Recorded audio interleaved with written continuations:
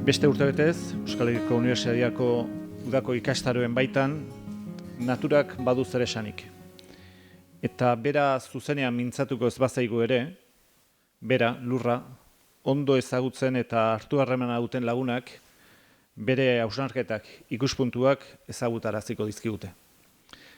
Lurretik maira proiektuak, Gipuzkoako pertsona eta erakunde ezberdinek, bere gizarte eta ingurumen konpromisoa aktibatu ahal izatea du helburu. Nola galdetuko duzue? Gizarte berrikuntza sustatuz eta erakunden arteko aliantzak sortuz. Guztia elikadura jasangarria eta konsumo arduratsua lagun. Eta jardunaldiari hasiera emateko bide lagun ditugun instituzioen ordezkariei hitza luzatuko diet. Hementxe ditugu besteak beste, Ioritz Berra, Zaldibiko alkatea. Ioritz, nahi duzunean.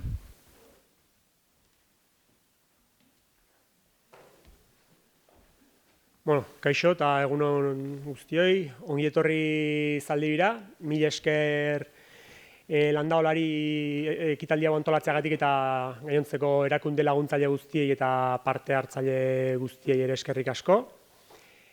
Igual protokolo instituzionalaz pixkat haratago ere, nik pare bat burutazio sarrera hau eman behar nuela edo esan zitzaidanean edo, pare bat burutazio sortzen zitzaizkidan jorratuko ditugun gaien inguruan, agian gorputzaldi pixkat ezberdina uzten didaten bi alor izango lirateke, ezta? Bat iruditzen zait, garai bateko edo atzeti datorren egiteko modu edo planteamendu batei erantzuten diona, eta arrisku batzuk dauzkana, eta berriz ere aurre iritzi batetik da, eta gero ikusiko dugu esaten duten ponentzioetan, eta agian damutuko naiz esandakoaz. Baina berriz ere nekazariengan edo jartzen dela ardura bat, eta berriro ere balizko laguntzetan oinarritutako marko batetara arrisku hori dakarren zea bat, eta beste aldiz, nik uste, etorkizunean jorratu beharreko hildoa edo dakarren bestea. Askoz eraldaketa, nire ustez disruptiboago bat, berandu datorrena, trebagunena, nik uste, berandu, datorren garaian etorriko da, baina beste gorputzaldi bat uzten didan gauza bat, ezta? Beraz, oker nagoen eta biak positibo ikusten ditudan hitzaldiak amaitzen direnerako.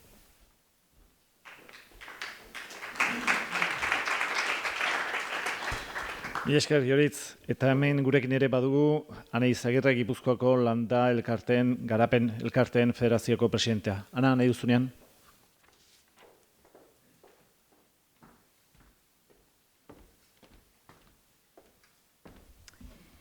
Egun on danoi. Ongi etorri eta eskerrik asko, holako ekintzak bat Landa olatikan organizatzen dira. Bat organizatzea da eta bestia danok hemen elkarrekin egotea, ez? Landaolak hainbeste proiektu ematen ditu, landa emakumeak gehala, Gipuzkoako sariak hemengo proiektuak ezagutzeko eta sendotzeko nik usten dut. Lurretikan mairako proiektu hau oso proiektua importantia da, eta batez ere arraunian danok erabatea itxe baldin bada. Hasi gure bazarretarretikan eta instituzio goraino eta goiko instituziotik beraino. Azkenian bakarrikan ez gea ezerre, eskalia eta ez bazarria.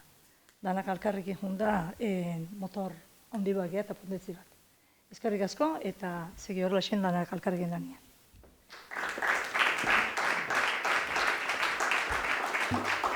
Eskerrana, gurekin dugu baitare, Jone Fernandez, Landaren eta Itsasartzaren garapenerako eta Europar politiketako zuzendaria. Jone, nahi duzunean?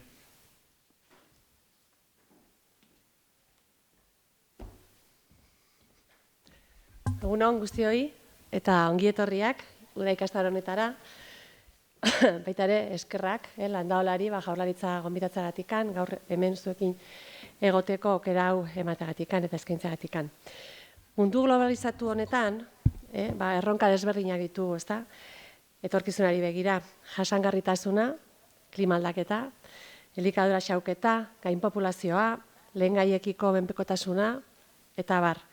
Baina sektoreak berak baita ere, erronka horiez gain, bere erronka ugari baditu eta ezagutzen ditugu. Sektore lehiakor eta etorkizun oparoa izateko.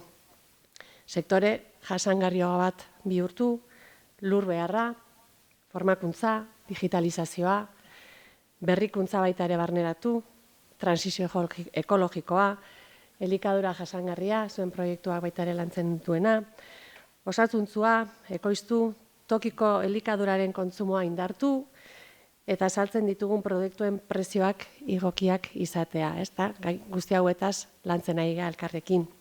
Eta erronka horiei aurre egiteko, Anak esate zuen bezala, kolaborazio publiko-pribatua beharrezkoa dugu, eta ditugun sareak benetan indartu, erakundiko publiko, unibertsitate, lehen sektorea bera, landa garapen elkarteak, eta lurretik maira proiektua elkarlanean oinarritzen da, baita ere, kanpoko esperientzien elkartrukea bultzatuz. Suedia, iparralde, oso interesgarria da, benetan beste batzu baita ere zer egiten ari diren ezagutu, eta baita ere ikasiz beste pausu batzuk eman. Beraz, nire ustez oso interesgarria gaur ematen ari garen pausu horien emaitzak partekatu ikastaro honen bidez. Así que asko ikasiko dugulakoan, eta eskerrik asko baita ere, egiten ari zareten lan guzti horrengatikan, arte.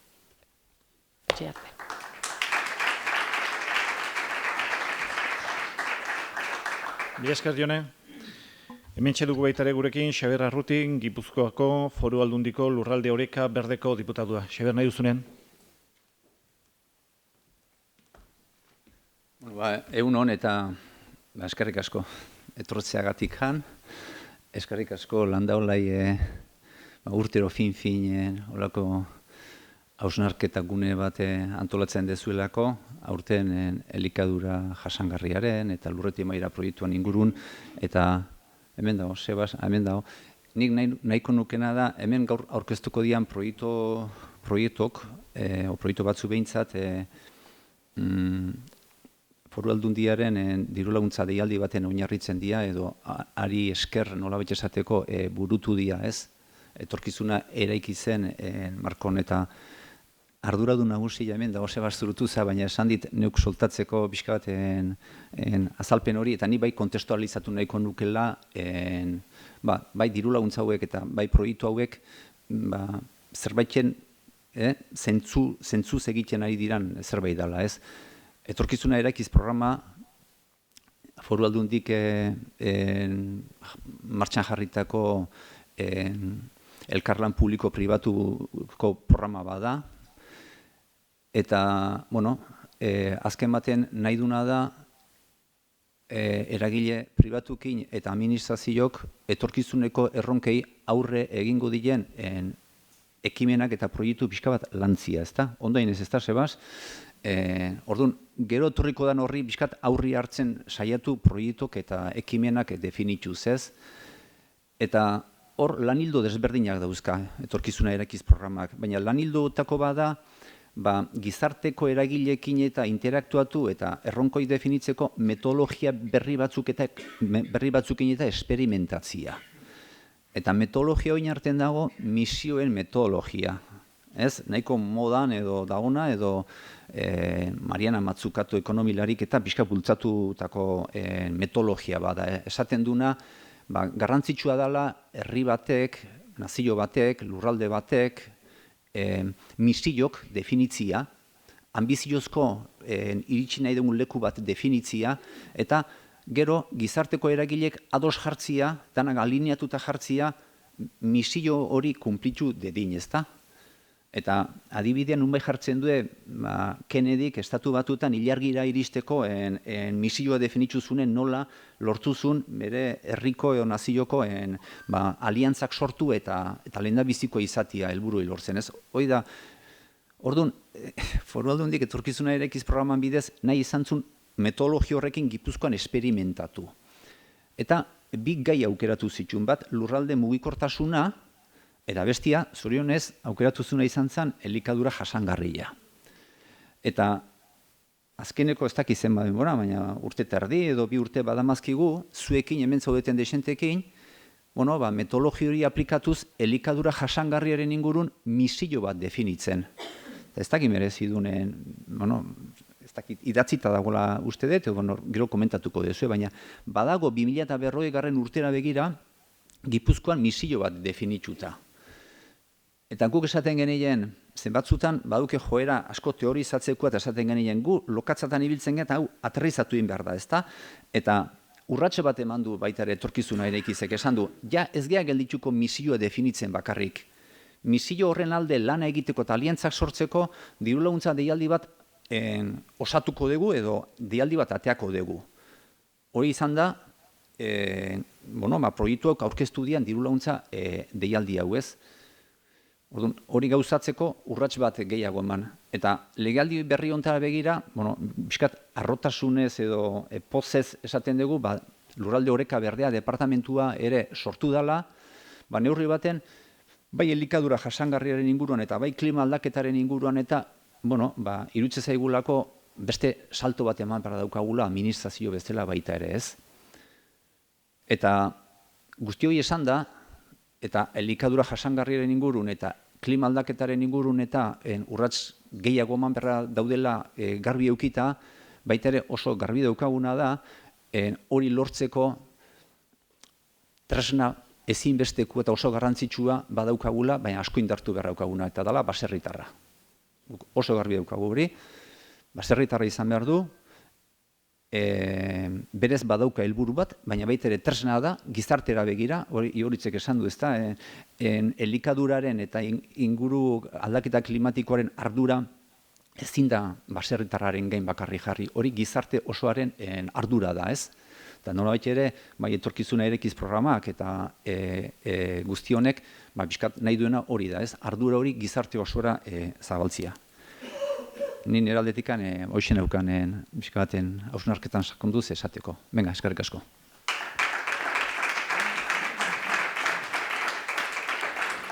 Esan bezala, Ihoritz, Ana, Jone eta Xeber, mila esker, eta gaurko honetako jardunari lehenbiziko urratsak edo ematen hasiko gara.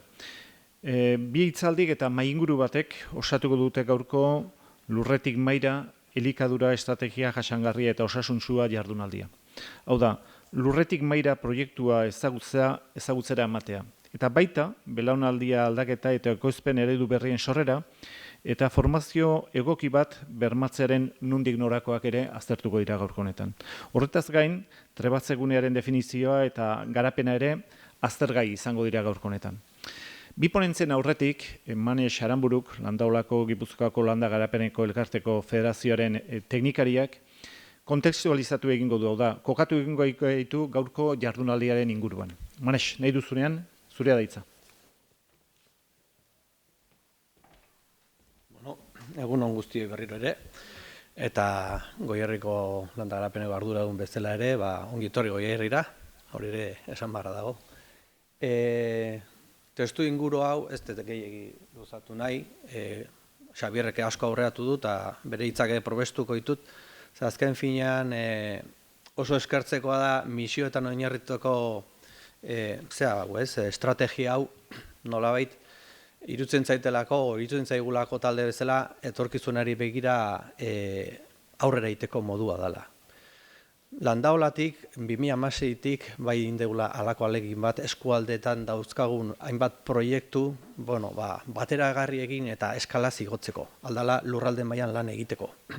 Eskala hortan lan egitea asko kostatu izan du zaigu, ikusten dugu misioa bezalako eredu batzuk ikagarri errestu izan du dela hori. Eta eskartzeko da gaina jaso izan dugun babesa. Gaur jasoko dugun bi hitzaldiak hortan oinarritzen dira. Alde batetik nekazaritzak sortzen dituen balio externalide positibo horiek nola berbideratu ditzazkegun berriro ere baserrira, eta beste aldetik trebaguneak, hau da, gaztenek bat edo baserritik hasi nahi duenak hasi aurretiko halako esperientzia bat izan dezan.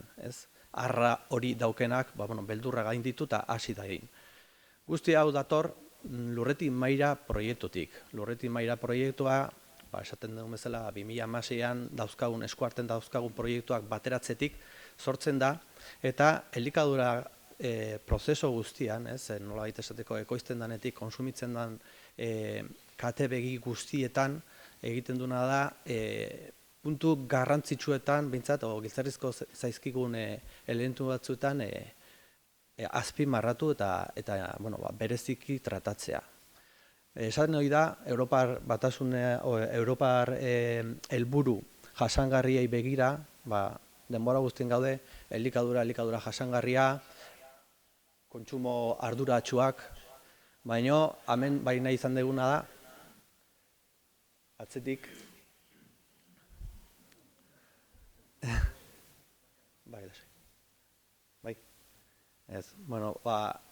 ikusten genuen zen, elikadura aldetik, gizartea beste bilakaera baten dijo, gure baserriak eta badaukate, hobekuntza margen bat, baina ez duguna ahaztu behar da, baserria errotutako elementu bat dela gure lurrean.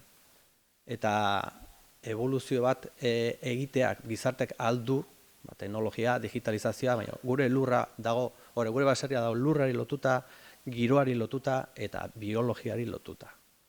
Orduan, alde batetik, elikadura guztiari begiratzen diogunean, bai dago komerzializazioa, almazenamentuak, kalitatezko etiketak, produzio motak, konsumitzaileari zehatzukitea. Baina ikusten genuen zen giltzarrizkoak gaur egun dela baserria eta baserritarra.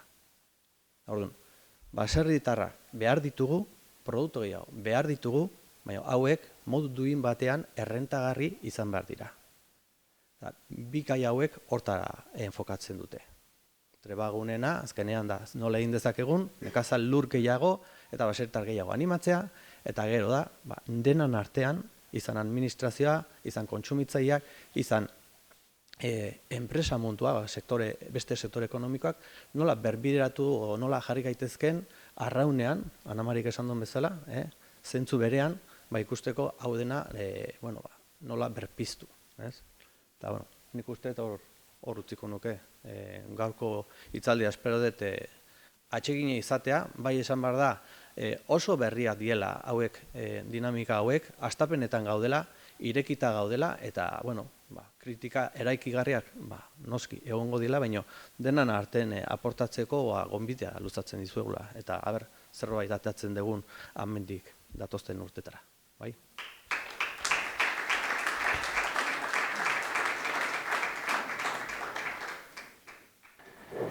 Gogotsu dator, gure Iker, Ongietorri.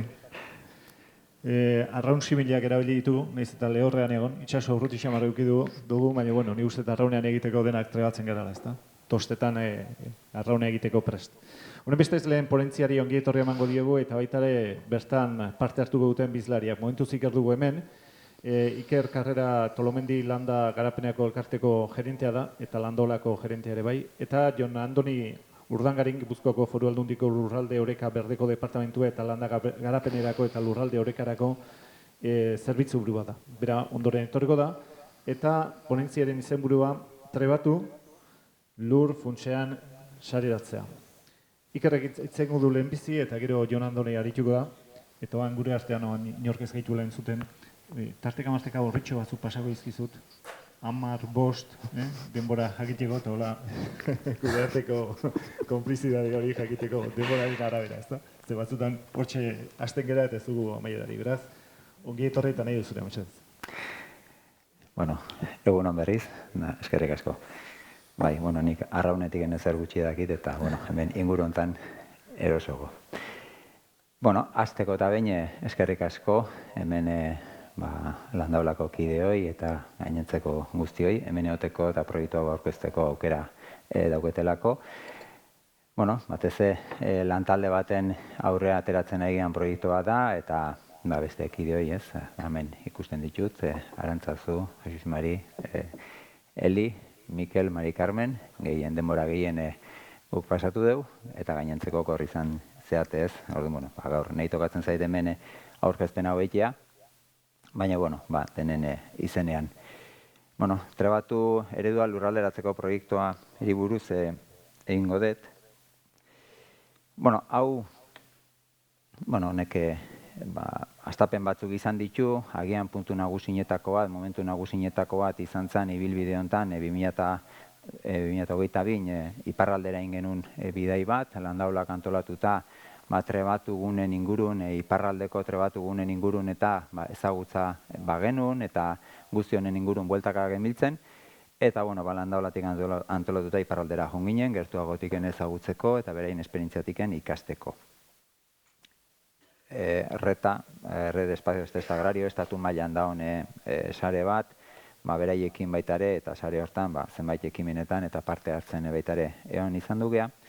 Eta lehen aipatu da eta momentu nagusi edo garrantzitsua 2022 Foru Aldundian etorkizunera ikizeko deialdira aurkeztu genuen Lurretik Mahaira proiektua eta proiektu hortan gaur jorratuko dian bi proiektuak aurkeztu genitun, laguntza onartu zitzaigun eta abitu genuen trebatu lurreratzeko, Gipuzkoak lurreratzeko lanketa horrekin.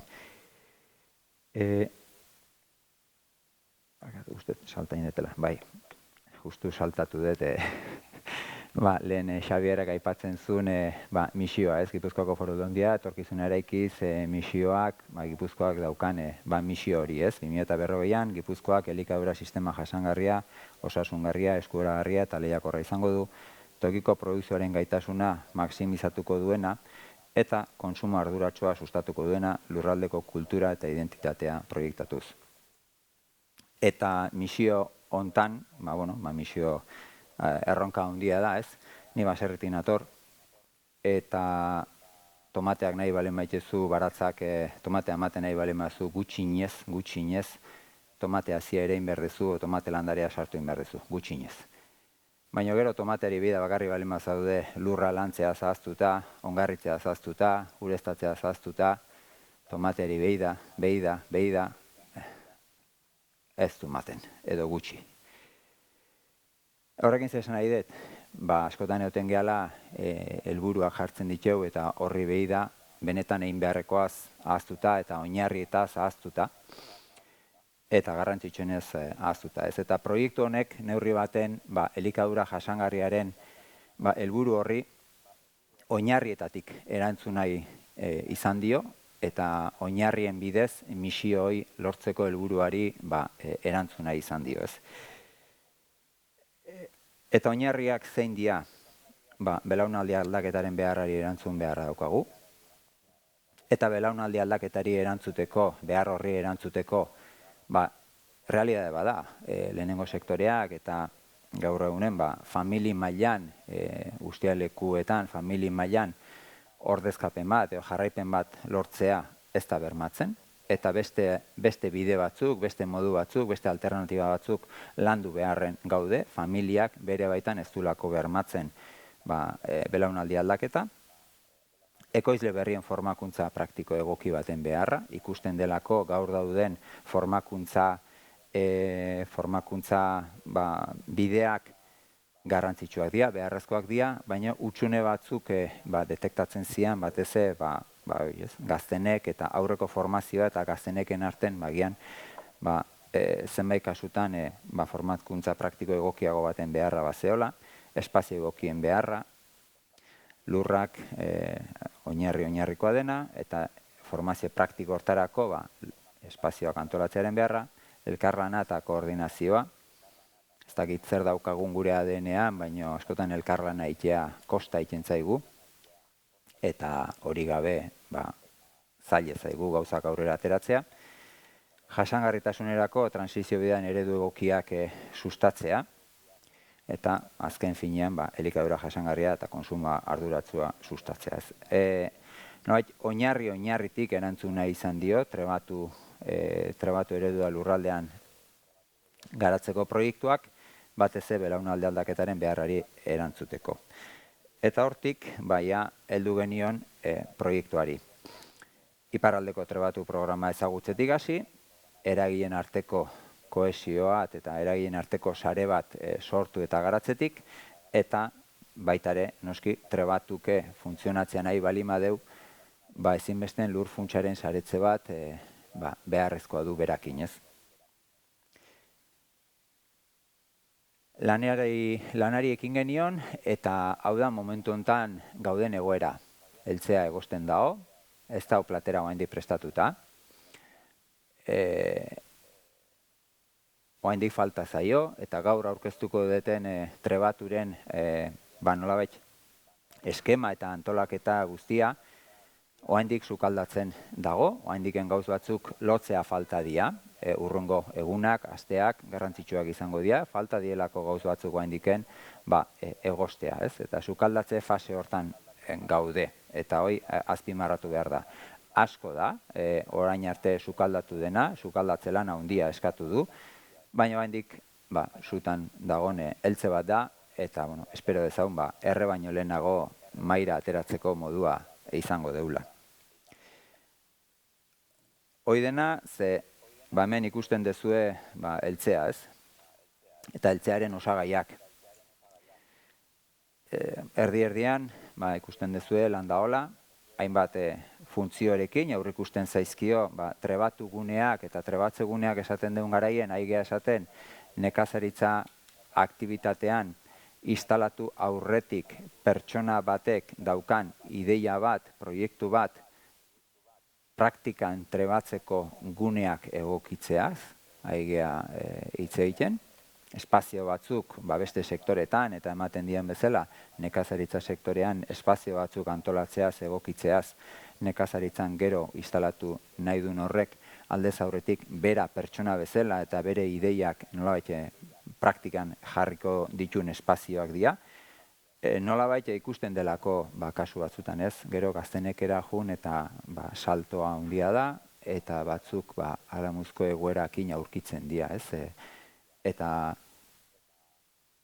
guretzako benetan frakasorik handiena da, nik bintzatara ulertzen dut, kasik hanka sartu duelako obligazioz jarraitu beharra eta utzi ezina, leporaino sartu delako. Hoi ebitatzea du helburua, nolait formazio saio hauek, ez? Holako egoerake ebitatzea eta segurtasun gehiagokin aurrera itea pertsona horiek. Zaneten bezala, eltzean, landaola planteatzen da hemen erdigunean edo funtzio batzuk betetzen.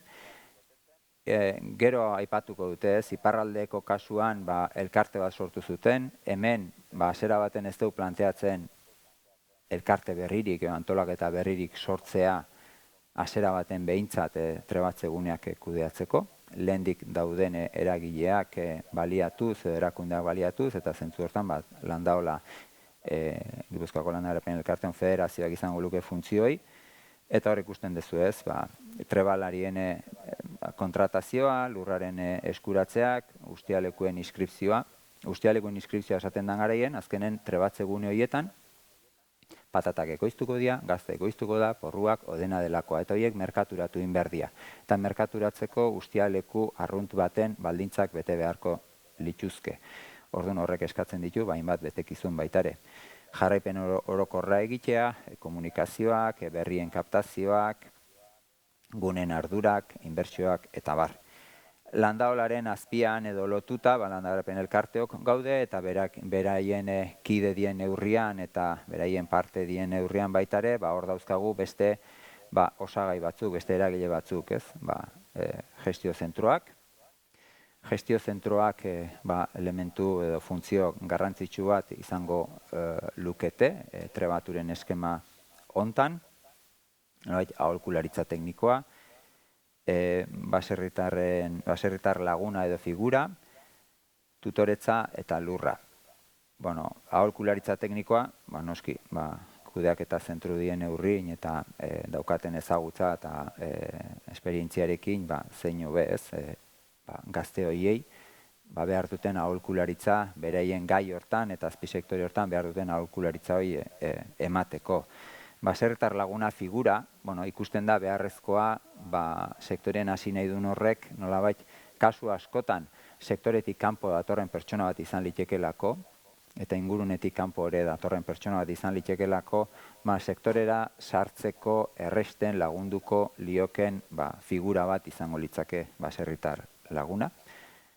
Tutorea pertsona bat nolabait laguntza emango diona prozesu hortan, eta lurra. Eta lurra esaten deun garaien, ezinbesteen gune hauek antolatzeko, sortzeko lurra behar da. Lur baten gainean jarri litzezke ez, eta lur horiek topatu beharko dira, detektatu beharko dira, eta hor gero esplikatuko duten bezala trebatze gune eredu baten topatzeko gestioetxeak izan litzezke eragile oso garrantzitsua. Elkarte sektorialak zenbait funtzioetan errepikatu egingo liake, baina baita ere elkarte sektorialen papera beharrezkoa izango da trebatze gunetan sindikatuak, nekazaritza sektoreko sindikatuak, babes soziala aipatzen da, beharko du proiektu hauek, sektoreak behar dute, ez delako bakarrik trebatze gunena, ez delako elementu aislatu bat, askotan beste hainbat gauz behar dia ingurun, beste hainbat lege edo beste hainbat baldintza egokitu aldatzea beharrezkoa da, lagungarrik izan litzezkenak trebatze gunen garapenerako. Eta hortan, sindikatuek ere, paper bat jokatu dezakete, inguru ekosistema hoi egokia izan dedin. Baserritar laguntzaile figura, ipatu detena, eta babes sektoriala. Udalak paper desberdinak eduki ditzakete trebatze guneetan eta eduki beharko lituzketela iruditzen zaigu, ez? Lurra, kasu batzutan, udalak lur jabe dira, eta lur hori izan liteke trebatze guneetarako lur egokia. Babes ekonomikoa, noski, proiektu hauek ez dira posible inbertsiori gabe, diruri gabe, eta lur horiek prestatu behar balin badia, antolatu behar balin badia, eta dena delakoa ekonomia bat behar da, finantzaketa bat behar da, eta udalen laguntza babesa hortarako ere garrantzitsua izango litzake, eta babes instituzionala noski baitare. Nolabait joik eragile batzuk, eta beste goiko alden ikusten dituzue beste eragile batzuk goran daudelako ez du esan nahi garrantzitsuago dienik, baina beraien garrantzia ezin da zalantzan jarri, eta gainea hauen parte hartzeri gabe kasik ezinezkoa izango litzake trebatze gune delako bat bere helburu guztiekin gauzatzea. Ikusten dezute, diputazioaren inguruan eta diputazioari lotuta etor lurraren beharrari erantzuteko eta trebatze guneak antolatzeko lurra behar denez, etor lurrekor funtzio bat izan dezake. Hazi paper, uste dugu bintzat, paper oso garrantzitsu bat jokatu behar dula trebatze gunetan. Zertarako, batez formazioaren ardura, formazioaren funtzioa, aziren bidez bermatu beharko litzakelako. Hortan adituak dira, hortan daude, eta beraien papera ezinbestekoa da, zentzu hortan. Pertsona berriak gaztenek prozesuan eta sartu nahien dabien jendea, eta horiek gerturatzea aziren eskutik trebatze gunetara, bere egitekotako bat baitere izango litzake, tutoretzaren kudeaketa. Fraisoro eskola, eskola den neurrian, fraisoro eskolak gure ustez egon behar du eta egongo da guzti antolaketa edo sare dena delako hontan, formazioa eta pertsona berrien detekzioan. Nolait fraisorotiken ateratzen dien pertsonak oinarrizko formazio bat dutenak, baina agian oraindiken instalazio batetara salto emateko presta bilatzen dienak izan litzezke pertsonak, lehenengo pertsonak trebatze gune batetik pasatzen ez. Eta Jaurlaritza diputazioa horre borobil nagusienak eragile horiekin lotuta noski, ezinbesteko bi erakunde ez, bai babes ekonomikorako, babes politikorako eta babes instituzionalerako. Proiektu hauek ezinezkoak dielako lehen aipatu dut, finantziaketa bat behar du, babes bat behar du, babes politiko eta instituzional bat beharko luke, eta diputazioaren eta jaurlaritzaren babesa zentzu hortan giltzetako bat izango litzake. Eta hor azkenik lanbide. Lanbide esaten dugun garaien, bereziki landudan atal bat izan da, lanbiderena. Bere bidez, azkenen ikusten genulako lanbide egon behar dela, olako eskema batetan, ditun helburuekin eta ditun funtzioekin lanbide bezalako erakunde bat hemen egon beharko litzakela. Eta, hortan gaudez, gure ustez, lortuko da, lanbideren disposizioa gaurkoz bintzat ona da, eta proiektua babesteko eta laguntzeko, ekonomikoki laguntzeko jarrera adierazi digu, proiektu berezi baten eskutik. Eta horrek gero aipatuko dugun bezala, gauzak asko errestuko ditu. Babes ekonomiko bat emango lukelako, babes legal bat, marko legal bat behar dutelako trebatze gunetan egongo dian pertsona horiek, eta baita ere pertsona berrien topatzeko, ez? Orduan, hemen ikusten dezute, halako eragile mordo bat, gure lana, iparraldeko trebatze esperientziatik eta gure lan nagusia, hau izan da, ez? Nolabait, lurraldean, Gipuzkoan, gauden eragile, esango nuke, nagusiak, garrantzitsuenak behintzat, saretu, antolatu eta trebaturen behar horri bakoitzak zer funtzioekin, zerekin erantzun beharko lioken eta nola erantzun beharko lioken, antolatzean eta prestatzea izan da, ez? Gure itxeko nagusia eta talen esan detena, ez? Hortan gaude, hor nolabait, hainbat gauz balotu beharra daudelako. Trebatuk funtzio batzuk edukiko ditu, trebatze guneek funtzio batzuk izango dituzte, eta hau ez dugu ezer berria inventatzen, nolabait iparraldekoen ereduan oinarritu zen geha hontan, inkubailu funtzioa, eta horretan babes juridiko bat eman bertzaile, nolabait gune hauei eta trebatzen egongo dian pertsona horiei, test espazioan lehen aipatu dut, ez? Trebatze gune horiek jarduera ekonomiko bat egingo danez, legearen barruan egin behar dira, eta horrek hainbat betekizun eskatuko ditu. Hemen ikusten dezue olako iruditxo bat giltzarena, ez?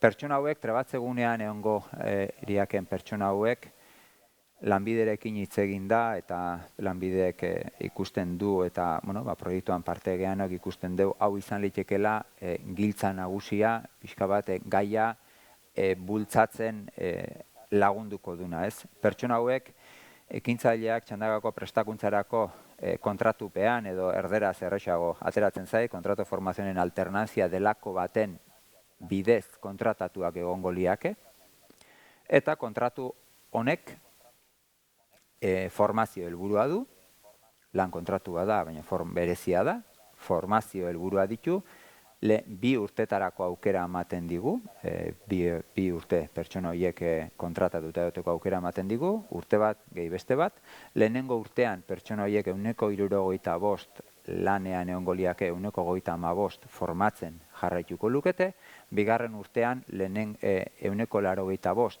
lanean egongo liake 115 formatzen. Orduan, kontratu eredunek bermatzen du eta bere baitan dao formazioaren helburua, baino lan bat egiten daude pertsona horiek, lanen daude, erakunde baten edo kontratupean, beraiek ez dia ematen lehenengo sektorean ez dia instalatzen, ez daude autonomo bezala edo lehenengo sektorean altan emanda, nolabait horrek ez digu inolako eragozpenik sortzen ondorengo gaztenekerako bidean. Eta ematen digu pertsona horiek babes baten barrunen daude, kontratu honek, kontratu formazioen alternantzia delakoak, gutxieneko soldata baten bermatuko lieke, orduan pertsona horieke ebitatuko genuke, pertsona horiek, sarrera batzuk izango lituzkete, diru sarrera batzuk bermatuta izango lituzkete zentzu hortan, eta nolabait egoera prekario baten egotea ebitatuko genuke. Honen bila genbiltzen, hasiera-hasieratik, honek iparraldeen kape kontratu delako bat daukate, tresna legal bezala, eta hemen ez daukagu kontratu eredu hori, eta hemen ibili gea zein izan zitekeen tresna egokiena prozesu hau burutu ahal izateko. Hau izango dela iruditzen zaigu, eta hau aurrera emateko lanbidek bere konpromisoa azaldu du, nolabait kontratu horiek praktikaldi edo formazioaldiko kontratu horiek lanbide bidez lagunduak izateko. Eta horretik giltzaren irudia ez, nolabait honek irikitzen digu atea aurrea egin ahal izateko. Inkubagailu funtzioak, fiskalitatea, fakturazioa guztioi eman behar da. Babes finantziarioa behar du, proiektu hauek, administrazio publikoek, foru aldundiaren babesa ezinbestekoa izango da, inbertsioak egin beharko dira, diputazioko laguntza lerroetatik, udaletxen laguntzarekin, edo etorri litzezken lider edo fondoetatik dena ongi etorria izango da, kontratazioena aipatu duguna, lanbideren bidez lagunduak izatekoa. Koordinazio bat honek eskatzen du, guzti honek eskatzen du norbaitek koordinatu behar du, norbaitek kudeatu behar du, eta hasiera baten behintzat landa garapen elkarteak funtzio hau betetzea aurreikusten da, formazioa, hasi eta fraisoro, aholkularitza, tutoritza, akonpainamentua, sektoreko zentroak, gestio zentroak, elkarte sektorialak, eta beste hainbat eragile, eta hor sindikatuak eta parte hartu beharko luketenak. Mintegi funtzioa, baimenak, akordioak jabekin, kudeaketa lanak, lurrak eta gauza behar dira, eta kontratu batzuk eta izatea eskatuko du, guzti horiek landaolaren bidez egitea aurreikusten da. Lehen aipatu dut, trebatzegune desberdinak aurreikusten ditugu, eta hemen gustatuko litzaidake baten azpimarra berezi bat egitea, bi trebatzegune eredu aurreikusten dira, trebatzegune iraunkorrak nun izango liaken beraien bokazioz edo espazioak pertsona batek 2 urte egiten ditun garaien beste leku batetara, bere ustialekua izango litzakenera, instalazio batetara pausoa eman beharko luke, eta han trebatzegune hortan pertsona berri bat edo pertsona berri batzuk sartuko liake. Orduan gune hori modu iraunkor baten beti trebatzegune bat izango litzake, eta aldi baterako trebatzeguneak. Eta aldi baterako trebatzeguneak gure kontestuan eta gure lurraldearen ezaugarrietan iruditzen zaigu trebatze elementu bereziki kontutan hartu beharreko eta sustatu beharreko landu beharrekoak diela. Eta zer dira? Dia baserriak, bereien titularrak jubilatzear daudenak edo jubilatu dienak, eta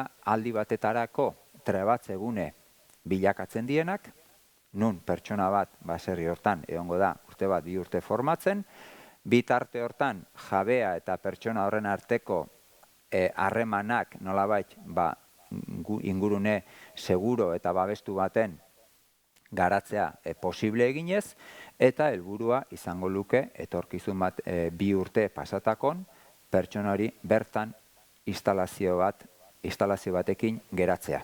Eta ustialeku horrek utziko luke trebatzegune izatea. Ustialeku instalazio bat eman eta trebatzegune izatea utziko lioke. Horregatiken aldi baterako trebatzegunea. Bereziki eta gure kontestuan, gure lurraldearen kontestuan, iruditzen zaigu hau tresna importante bat izan litekela, lehen esan duguna, ustialekuen erreleboa sustatzeko, familian bermatze eztan errelebo hori, familia azkanpoko norbaiten bidez sustatzeko, eta prozesu hoi, 2 urteko edo prozesu hoi, nolabait ingurune, gune, seguro eta bermatu babestu baten gauzatu dedinez, dena dakigulako, gai delikatu badela, eta gai sensible badela, ez. Jarraipen funtzioak, trebatu guneak jarraipen funtzio bat bete behar da, jarraipen orokor bat, batzorderagile baten eskutik, jarraipen teknikoa, kudeaketa zentruen gidaritzapean, tutoretza bat eskatuko du, gaztenek prozeduraren baitan, formakuntzarena, aipatutakoa, Hazi eta Fraisoren eskutik, eta integrazioa lehen aipatu dugu, ez, sektorean sarrera hori erresteko laguntza. Eskatuko du, gobernantza bat, eta gobernantza hori, hainbat hitzarmen eta dokumentuen bidez, ondo lotu beharko dena, ez, letra txiki asko eskatuko du honek, hitzarmen marko batzuk garatu beharko dira, eta ondo lotu beharko dira, gai sensibliak dielako, eta hitzarmen eredu horiek ondo findu beharko dira.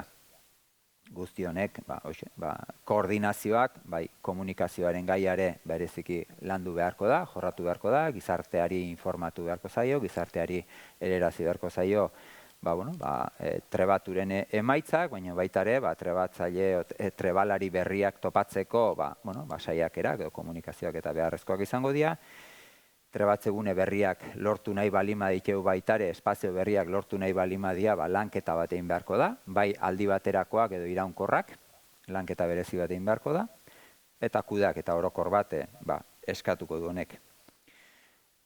Hemen lehen aipatu dut, ez, guzti hau, eta hemen letra txiki asko ikusten dezute, aipatuta daudela hainbat gauz, baina, proiektua trebatu guneak izan nahi dute, aurrez dauden formazio, nekazaritza sektorean instalatzeko dauden formazio bide hoien eta gazteneken tarteko fase bat izan nahi du. Trebatzegunetan sartuko liaken pertsonak aldez aurretiken hor ikusten dezuten gutxineko baldintza horiek eskatuko zaizkie. Gutxineko formazio bat izatea eskatuko zaie.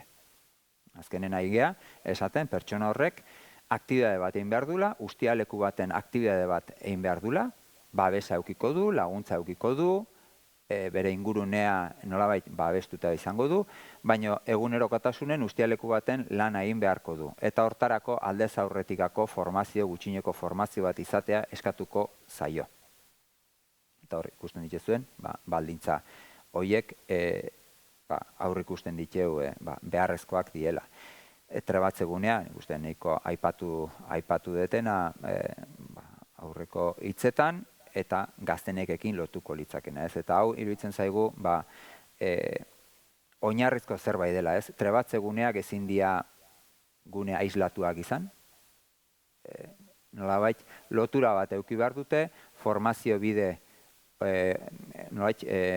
ohizko formazio bidea, eta gazteneken arteko tresna bat izan behar du, eta ondo lotuta eta ondo engranatuta daon fase bat izan behar du. Bestela, trebatzeguneakola beste inolako gune loturari gabe,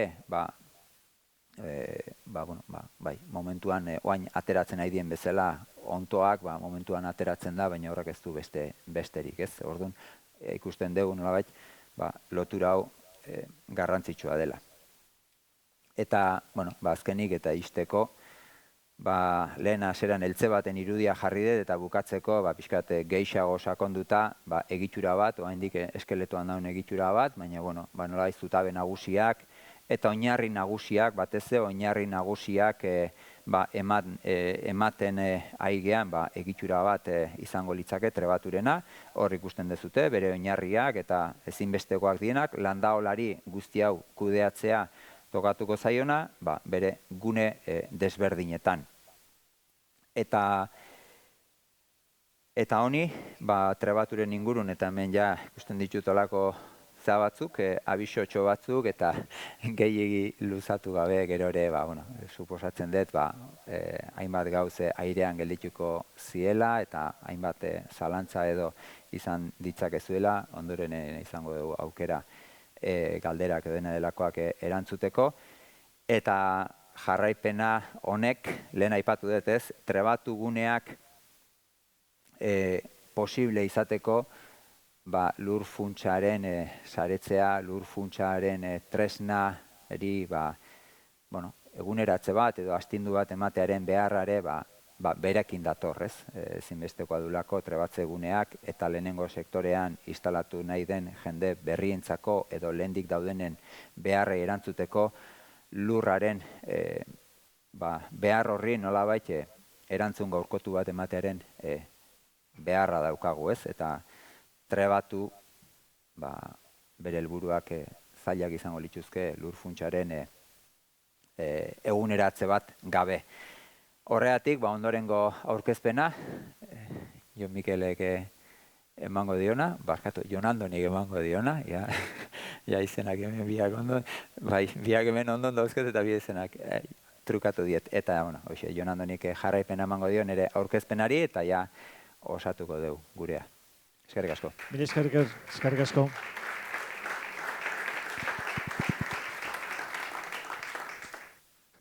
Jon Andoni Urdangarin duguren, Gipuzkoako Foru Aldundiko Lurralde Oreka Berdea Departamentu eta Landa Garapenerako eta Lurralde Orekako zerbitzu burua. Ongi etorri, Jon Andoni, eta nahi duzunean. Horretxoak ere pasako izkizu zuri. Bale.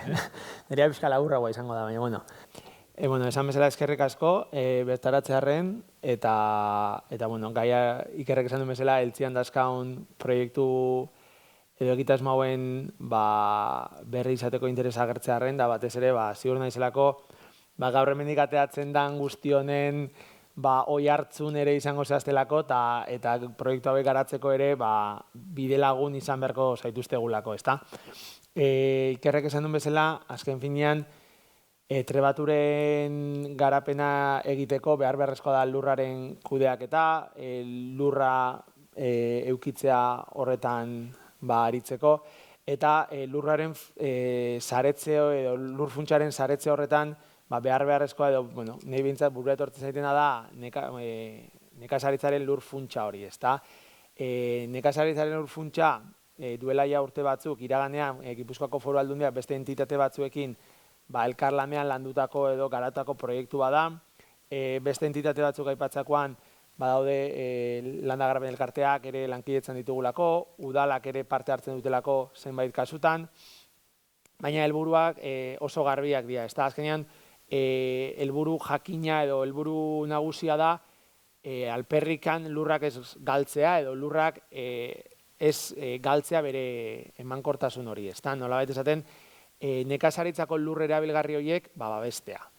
Eta horrekin lotuta babes hori egikaritzeko behar beharrezko ikuste dugu erabiltzen ez dian lurroiek edo inork ustiatzen ez ditunak edo galtzen nahi dian lurroiek eskaintzea beharra dituzten horiei eta batez ere gaur egun dauden nekazari horiek eta gehiago behar dituzten horiei eskaintzea edota ustiategi berri bat martxan abiarazi nahi duten horiei bai trebaturen bidez garatutako edo gaztenek bidez garatutako proiektuen emaitza izango dien horientzako ere eskuragarri izatea, ezta? Orduan, nolabait esatearren, lur funtsaren saretzea hitz egiten dugunean, hitz egiten dugu lurra dinamizatzea edo lurraren merkatua, nolabait esatearren, dinamizatzea. Ez dadila, estanko bat bilakatu eta beharrak duten horiek lurri gabe egoten jarraitzea eta lurrak dituzten horiek, baina erabiltzen ez dituzten horiei, karga bat izaten jarraitzea askotan suposatzen dielako, ezta? Bi noranzko garbi ditu egitasmo honek edo, da alde batetikan, esan bezala, lursailak ezin dituztenean ustiatu edo ustiatzen ez dituztenean zuzendutakoa, eta hoiei, azkenean, behaien lurroiek merkatuan txertatzea edo bultzatzea da helburua, eta bestalde, lurrik ez dituzten horiek, azken finean, lurrak eukitzea, albidetzea, edo lur gehiago behar dituzten horiei, erabiltzen ez dian lur horiek, lotzea, ezta? Orduan, nolabait esatearren, bi zentzutako behar bat asetu nahi da, eta horretan lan egitea behar beharrezkoa izango da.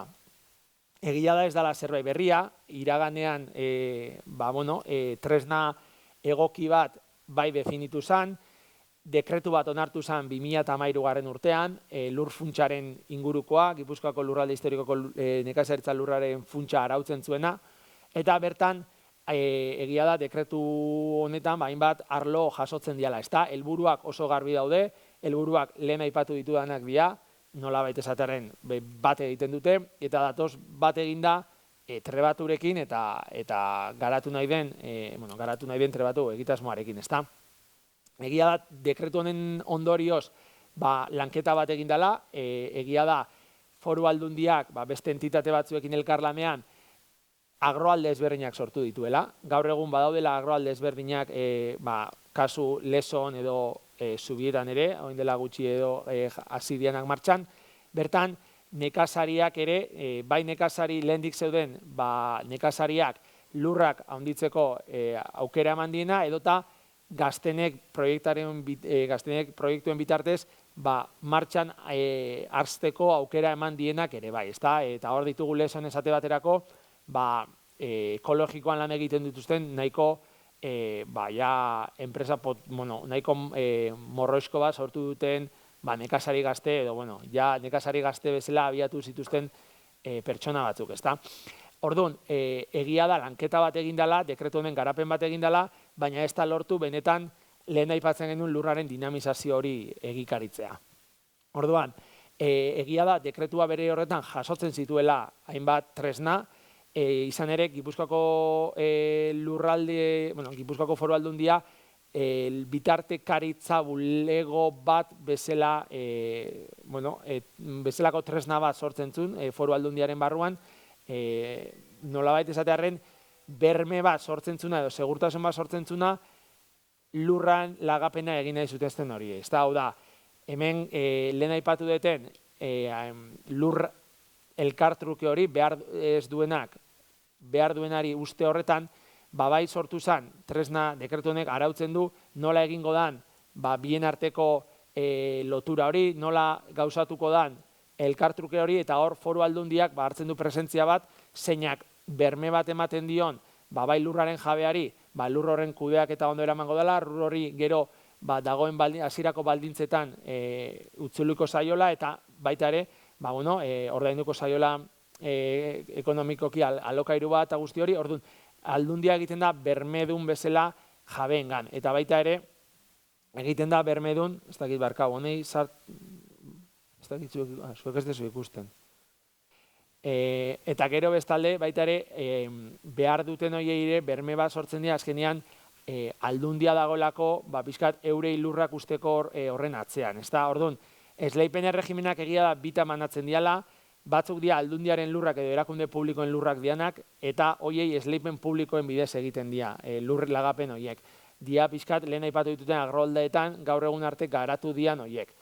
Egia da, ez dana garatu da, bigarrengo aukera hori dala pixkat lurjabe pribatuen kasua. Egia da, Aldundiak ere garatzen hasi dela eta martxan abiarazi duela basotik egitasmoa, pixkat basoen kudeaketa eta baso jabe pribatuen inguruko lanketa bat egiteko, baina lurren kasuan tresna bat eduki deun arren oain arte, ez da egikaritu bere horretan, ez dalako inor edo, egia esango dugu, ez jarri, baizik eta jarri gehan arren, behar bada ez dalako igual sortu konexio hori, benetan jabetza duten horien artean eta beharra duten horien artean, ezta?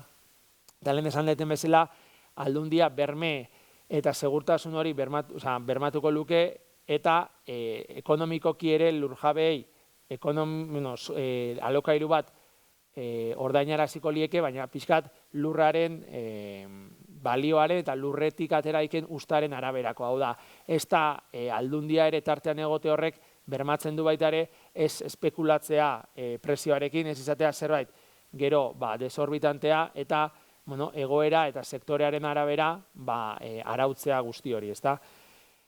Esan deten bezala, dekretu hau badakau, baina martxan gaude zerbait berriagoa eta dinamikoagoa sortzeko. Ez da, ikusi deulako tresna juridikoa edukiarren, ez daukala beste tresnarikan hori martxan jartzeko. Orduan, egia da, iraganean Gilur izeneko aplikazio bat abiatu zala etorlurren eskutikan, baina ez du euki garapen handia. Eta guk, oain, trebaturen baitan sortuan taldearekin ere, iruditzen zaigu behar beharrezkoa lurraren dinamizazioa hau sortzea, eta benetan gilur tresna horren garapen teknologiko bat egitea, nolabait lotura bat sortzeko lur jabeen eta lurra behar duten baserritarren artean, ezta? Argi dago, lege marko bat badaukaula, informazio tresna bat falta zaigu orduan. Hau da, behar deuna da, tresna digital bat, tresna digital horretan jendeak, bai, bere lurrak merkatuan kokatzeko, izango litzake ez da utzi simil bat itearren ez dala berdina, baina fotokasa bat edo idealista bat etxeekin egiten bezala, hau izango litzateke nolabait esatearren, ni dakat tresna bat, tresna digital bat, nun dazkaten lurrak eskuragarri jarriko ditut behar dituzten horientzako, ezta?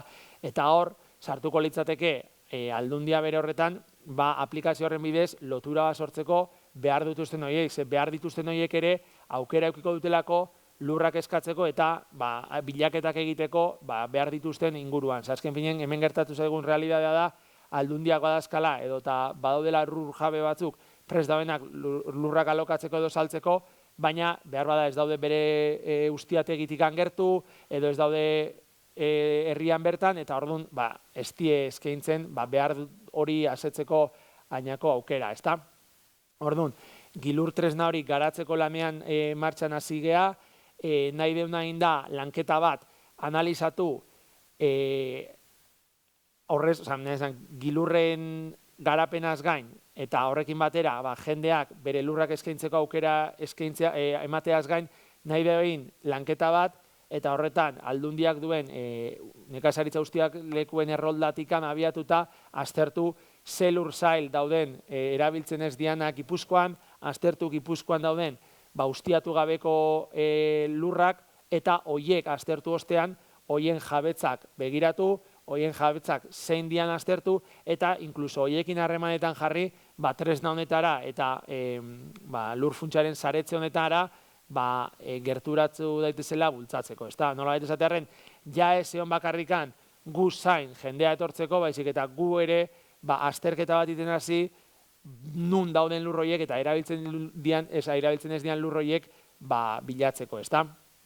Baina horretarako beharrezkoa da erakunde edo entitate ezberdinen arteko lankidetza bat, zergatikan, azken finen, errealidadea lurrean bertan dagolako, errealidadea Gipuzkoa guztian banatuta dagolako, eta ezinezkoa zaigolako bai taldean gauden edo elkarte hoi edo aldundiari, etorlurri bere horretan, edo landa garapen elkarte bati, benetan ezagutzea zehazki lur batzuk erabiltzen dian, edo ez. Orduan, sektorearen eta bestelako entitateen lankidetza ere beharrezkoa da, eta horretarako azkenik saretze bat sortu behar deu, sare bat sortu behar deu sektore guztian zehar, bai kudeak eta etxeekin, eurek ere nekazariekin harreman dituztelako, bai sindikatuekin, azkenen beharrak ere identifikatzeko lagungarri zaizkigulako, landa garapen elkarteak ere hor daude, udalak ere bai, azkenen pertsona eta entitate ezberdinen arteko lankidetza bat beharrezkoa izango da, eta komunikazio bat beharrezkoa izango da, benetan detektatzeko nun dauden erabiltzen ez dian lurroiek, eta era berean nun dauden behar horiek. Azken finen lortu nahi deuna da lotura hori sortzea, eta erabiltzen esan duen hasierako helburu haietara joz, lurrak babestea, nekazaritzako lurrak, nekazaritzako lurra izaten jarraitzea, baina erabilera bat ere ematea, eta behar dituzten horiek ere lurrak eukitzea, ezta? Eta horrekin lotuta, trebaturen egitasmoarekin ere, trebatu martxan hasten dian, pertsona hori edo trebalari horiei ere aukera ematea lur horien eskuragarri izan ditzaten, eta lurraren dinamizazio hori garatu dadin. Jazta, eskerrik asko. Bilesker. Zuri. Bilesker, nondrein. Galderen, tarte bat. Igual bilok egoko gerrea. Igual bilok egoko geha, no? Igual ez dago galderik, baina.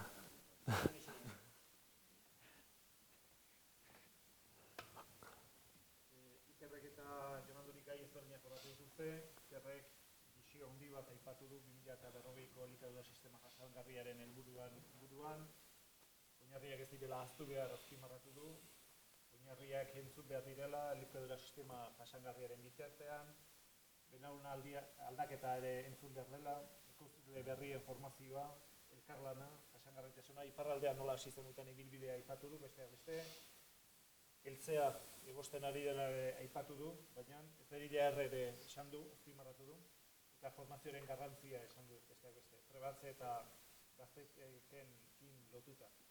Eta nekazaritzaren betekizunak nintzuzen aita ere, baserritarren lagunaren figura, elkarte sektorialak, udalen eta aldundi eta jaurlaritzaren garrantzia, lurraren premia, erakunde ezberdinen lanketa, sindikatuak, Fraixoro eta trebakuntzarekin zerikusia handia dukaten lanbiderekin hitzarmen hori, ezta? Eta giltzaren adibideare aipatu du, eta ea alkarren artean denak gauzak egiteko moduan diren. Jon Andonik aldiz, nekazaritzaren lur funtsaren sareratzea aipatu du, helburu garbiak direla, lurra dinamizatzea, egroaldearen sorkuntza, bermeak, lur funtsaren sareratzea, komunikazioaren bitartez lanean aritzea, gauza asko aipatu dituzte, eta oraintxe norbaitek galderaren bat baldin badu, oantxe du, momentua. Bintxe beraiek prest daude, beraz, altxa eskua eta bota galdera.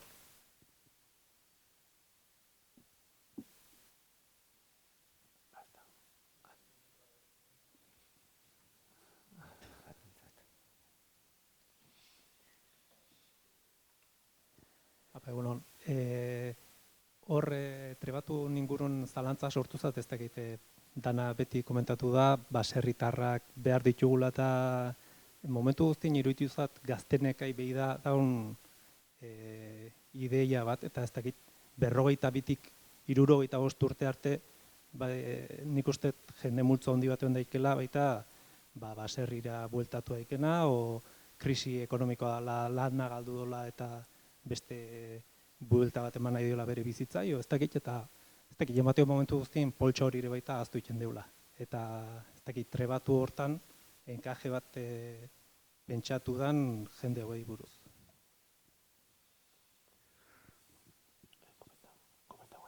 Bai, ez dakit, mikrofona irikita dukeun, baina, berdin dio. Trebatze eguneetan, guk bintzat inongo momentutan ez deu adinaren mugarik aurreikusten. Gaina, hoi izan da, baldintzetako bat, gauzetako bat, lanbiderekin hitz egiteko garaien, mai gainen eduki duguna, ez? Nolabait, adin mugarik ez izatea. Ez dagoz bada, trebatze aldia egin duen pertsona horrek, gaztenek bere adintarteak ditu, ez? Instalazio batetara, trebatze aldia bukatu eta instalazio batetara pasatu liteke, 50 urtekin, zerbait esateatik, ez? Ez ditu gaztenekoko laguntzak izango, baina instalazio batetara eta instalaziorako dauden tresnak eskura izango ditu. Guk inongo momentutan ez dugu muga hori zehatzen, ez? Muga bat jartzen, ez? Datozen adinekoak etorriko dira, realitatea da, eta pixkat ikusita daukagunez agutzakin, 25 urtekoak baino seguruago etorriko zaizkigu 45 edo 50-koak. Baina, agian, hoxe ez, trebatze aldia berdin baliagarri izan dakieke, eta ez da mugarik jarriko. Adinaren mugarik ez dugu jarri horre ikusi ez dute, adinaren mugarik ez da trebatze egunetarako. Eta erantzun. Entzun beharko lukenak alde nindo, baina ez dakit aldunditik edo Eusko Jaurlaritzatik baita gaztenek bezalako plan bat nik uste tokatzen dela nahi badeu benetan 42tik gorako hauek baita instalatzeko gazte bate bezen besteko arazok eduki ditzazke, eta niri iruditzen zat miston alde eta lanketa egiten hasi dan bezala, inorratzea ez gelditzeko danantzako moduko planteamentu bat egiten eta jartzea, ez dakit, iritsiko zaien ez, baina, nire iritzie, hoxe da, eta trebatu honek baita ondo funtzionatu alizateko badakit geroa, baita zeltasun asko topatuko lituzkela 42 urtetik gorakok, eta gazteneteko babes hori daukien bezala beste hauek baita, nik uste beharko luketela. Bueno, ez dakit, hala ere erantzunez, egia da, behar bada ez da hola, bueno, zuzendu jazu bestela, baina, edo hortza bestenak taldeakoak, ez da bere horretan gaztenek moduko egitasmo bat igual aurre ikuste ez danez oraingoz behintzat igual iritsi beharko da hori planteatzea eta hori martxan jartzea, baina egia da, trebatuko bigarrengo urte horretan lanketa bat egingo dela nolabait esatearren proiektua lantzen dalako, bideragarritasun guztia hori lantzen dalako, egitasmoa lantzen dalako, eta hori izango litzatekelako gazten kasuan utzi horrela esaten, gero gazteneken martxan jarriko lukeen egitasmoa, ezta? Baina horrek ez dukentzen, trebatuko proiektuaren bigarrengo urte horretan, ez dela landuko bideragarritasun plan hori, ez dela landuko enpresa plan hori, eta lanketa guzti hori egingo martxan jartzeko gero egitasmoa, ezta? Behar bada ez da hola proiektua edo ez da hola gaztenek izeneko programa moduko bat, lanketa bat ingo dela, baina gaztenekeko programa horretan egiten den proiektu hori, nolabait esatearen, trebatuko bigarrengo urte horretan hasiko litzateke lantzen, eta ordun gaztenekera jauzi egingo ez lukeen horrek ere hor landuko luke gai hori.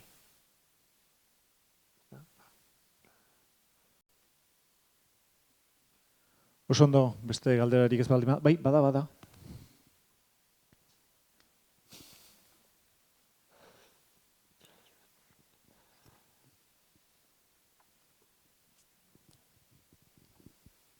Egunon, bizkat, zuen ponentziak entzun da, ikusi dut asko landu ez zuela edo asko hitz ez zuela lurraren inguruan, ez? Gazte bat edo daten alakoa, iztratu leike, gaur egun martxan dagoen ustiategi baten, ez? Gaur egun ere dauden ustiategitan badago, jendea kontratatzen da lanerako, pasatzen dana da, zuke ikarra aipatu duzu, persona hori gelituko dala hango instalazioekin eta lurrekin, zer pasatzen da etxe bizitzarekin, ez? Eta hori, bueno, ez dakit landu dezuen edo komeniko litzake udalekin batera hori ere lantzea, ez? Ze ara han geratuko da edo persona horrek ustiategiaren martxa jarraituko badu etxe bizitzan nahiko du edo bertan bizin nahiko du. Orduan, gaur egun udaletako plan generalek edo arauek batzuk albidetzen dute eraikin hori modu horizontalean zatitzea, baina beste kasu batzutan ez. Orduan, iruditzen zait hori arazo ere izan leikela. Ez dakite horri buelta batzuk eman dizkio zuen, landu dezuen, onola da honez? Ez da trebaturen arazo bat, nolait esateko, ez? Ez da trebaturen bakarrik arazoa. Ondorio bat izango. Sektorean gaur daon realidade bat da, sektoretiken kanpoa edo ustialeku familia unidadetiken kanpoko norbait balin badator ustialeku hartzea, sortzen da egoera bat da. Ez da zerbait berria, gaur ematen da egoera bat da, eta egoera horrek eskatzen du bere lanketa bat, lehen horretik aipatu da ez, bai sindikatuen paperak edo beste hainbat eragileren papera beharrezkoa izango da, trebatu bezalako planteamendu batek funtzionatzeko beste hainbat gauz ingurunean, beste hainbat gauz baitare egokitzea, ajustatzea eskatuko ditulako, ez? Baina ez da realidade hori ez da oain azaltzen trebaturen ondorioz, ja daukagun arazo bat da. Ea landu ez zuen, ba. Ez. Jakinda gertatzen dela, paraleloan lantzeko. Bai trebatuk nolabait iruditzen zaiguna da, ez? Gure irudipena da, ez? Nolabait pertsona bat, bi pertsona ustialekuko titularra eta denboraldi baten ustialeku hortan egon den kanpoko norbait gune kontrolatu baten, babestu baten, harreman helburua izango luke pertsona trebatzen daun pertsona hoi trebatzeaz gain, ustialekuaren titularrarekiko harreman hoi sustatzea, harreman hoi alik eta oberena izan dedila, eta nahi bimeinoetan entzun ditea, a ver si llega un enamoramiento, ez? Nola esateko, bai, elkarrezagutza hoi alik eta hoberena izan dedila, jabea konbentzitu dedin, pertsona horrek hartu dezala bere ustia lekua horrek suposatzen duen guztiakin. Orduan trebatuk, paperoi eta aldi baterako trebatuen funtzioa bada, pertsona hoi trebatzea ustia leku bat eramateko gai izan dedin, baina baita ere, lehendiken dauden ustialekuei jarraipen bat emateko olako gune babestu bat sortzea.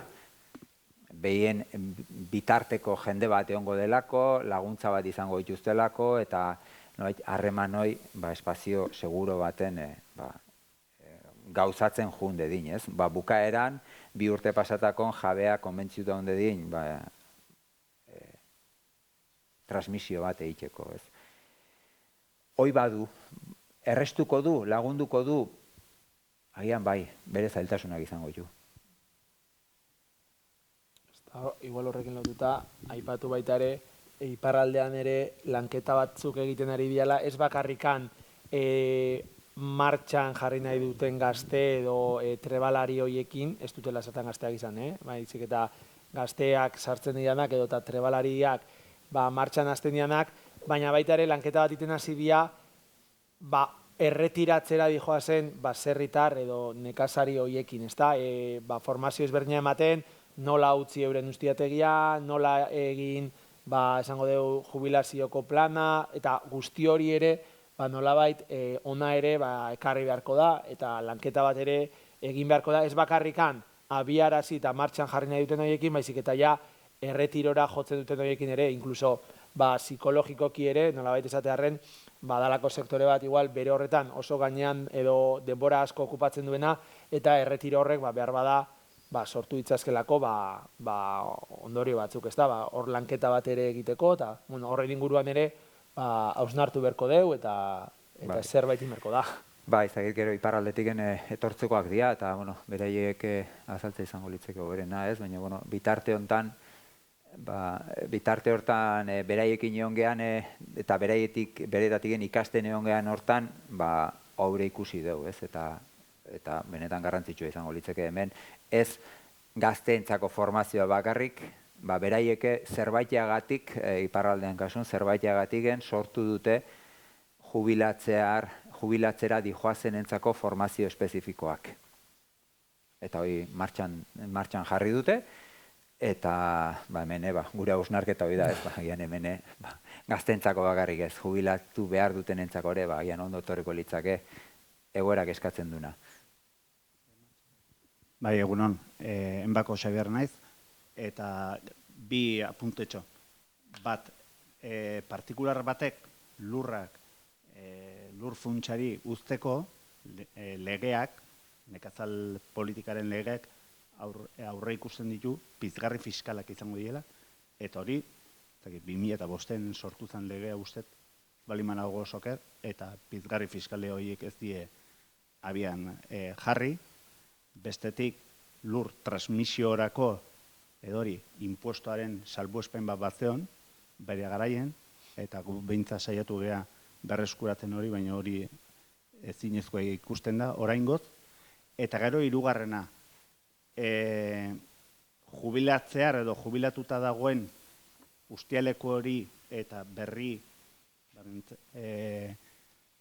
berriaren nolabaiteko uztartze hori engrasatzeko, PEPAKen, hau da, plan estrategiko dela PAK edori, badago linea bat, interbentzio bat, 7.169, da la ayuda a la cooperación para la sucesión de explotaciones.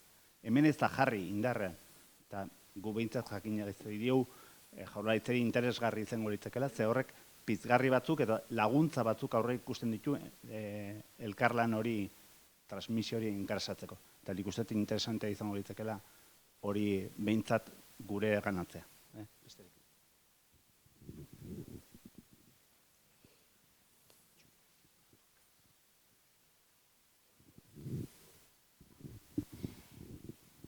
Ana naiz, nik uste dut trebatu, Frantzian ikusi genunaz izan zala, gaztenetea Fraisor eskolatik pasatu, han ikastaro bat hartu, formakuntza minimo bat hartu, eta geho, zuk enpresa bat montatzen dezu, enpresa horren montatzia, dazkarren gastu guztiakin, da konpromozio guztiakin, baina benetan faltazala euneko lan hori benetan oztopo guztiakin hori etzala ematen baserritik zatorren seme alaba espaldimazan. Porque basarriko seme alaba baldimada, egunean euneko lana badak izar dan, eta han ikusi genuna hori izan zen, ez? Orduan, importantia ikusi izan zen, Fraisor eskolatik erten, dakio, lurrian, entzitu inberdula lana, lehen osan da bezala ordu batzukin eta benetan lana inda, aurrenengo urtean lana zan, eta bigarren eguna zan, lana eta gero hori nola salmentara, beste lan bat inbiartzen, salmentara hori nola atea. Orduan, hor bai benetako enpresa bat zuzinean responsabilia da, eta hor euneko martxa ikusten du. Horre ematen dio benetan segitu nahi duen edo ez duen enpresa hori montatzeko edo dispuesto aldon karga bat hartzeko emozionalmente, konpromissio guztiekin da beste danak. Gio, ni bazarretarra naiz, hemen dakaun problema, eta ez da hemen bakarrikan, Espaini mailan, porque entziaratzen nik ibili naiz jundene bete baten, da baserrian gaurko egunean, lanpuesto mordo bat daude kubritze ez dianak. Horrek zazan nahi du, benetan dabenak hartuko dienak inguroko diela, baina baita ere baserrian lana nahi dunak trebatu izan lehike edo baserria beia astua odana zugun lehizketzula lanea soldata batekin eta eguneko martxa entzitu ikusi. Eta geho, beste gauza bat da, lehen osan detena, eta hemen 3-4 galdera egin dien, egorti diku astera usten dut, benetan honek kate bat izan behar duela. Hasi, esko gobiernotikan, sindikatuak, gestioetxiak, diputazioak, udaletxiak, danak bat itxespaldimada, eta alkarri zankadila jartzen moru baten obestian baldima gabiltza, alperri gabiltza. Eta hori, udalabeak askotan dia oztopuak lagundu berria. Oso gutxi gaude, bazarritikan o gure lurretatikan jaten deu, eta benetan esaten deuna alkarri lagundu eta martxan jartzeko indarra izan da jaula, politikaritza itxia lagarta.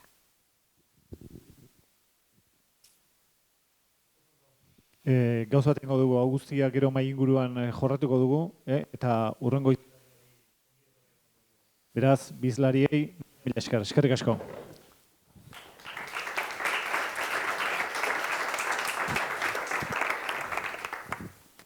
Ondo, samezela, mila esker Jon Andoni, izango dugu aurrerago ere mai inguruan hau guztiaz hitz egiteko aukera, eta hausnarketa interesgarri hoien ostean, bigarren ponentziari ateak zabalduko dizkigugu, eta horretarako hemen dugu Jon Mikel Zabala Iturriaga Goitia, zuzeni eza zuan kasartzen badut, lagun giroan gaudeta. Iragan apirilean, Zaragozan, Jon Mikel Deustoko irakasle eta ikertzailea aukerezpanago, Zientzia eta Berrikuntza Ministerioko, Zientzia eta Teknologia eta Berrikuntzarako aholku batzordeko kide izendatu zuten. Zuzena da? Bai. Bale, zorionak, izan ere beste 12 lagunekin batera izendatu zuten, eta gaur bere hitzaldiaren izenburua nekazaritzaren externalitateen monetizazioa. Ez dakit ondo esan dudan? Bai? Bien, gaur borobiltzan nahi naiz. Bi eta biak asmatu ditu. Beraz, Jon Mikel, zorionak, ongi etorri eta zurea daitza. Eguerdion guztioi eta eskerrik asko gonbidapenagatik eta honea etortzeagatikan. Eta guk aurkezpen hontan lurretik mai proiektuaren bigarrengo hanka aurkeztuko deu, alegia zerbitzu ekosistemikoen edo externalidadeen beak esan bezala eta guantxe ingo du matiz txiki bat hortxe ingurun, hoien inguruko azterketaren emaitzak zeintzuk izan dian eta zerbitzu ekosistemikoiek nola monetizatu daitezken edo zitezken indegun hausnarketaren arabera eta zemotatako bilbideak irekitze dituen, ez? Bueno, aipatu inda, Xabierrak aipatu indu hasiera baten nola honek diru laguntza foru aldundik irikintzun diru laguntza bati erantzuna ematen zion eta elikadura jasangarriaren inguruko deialdia baita ere lehen aipatu da.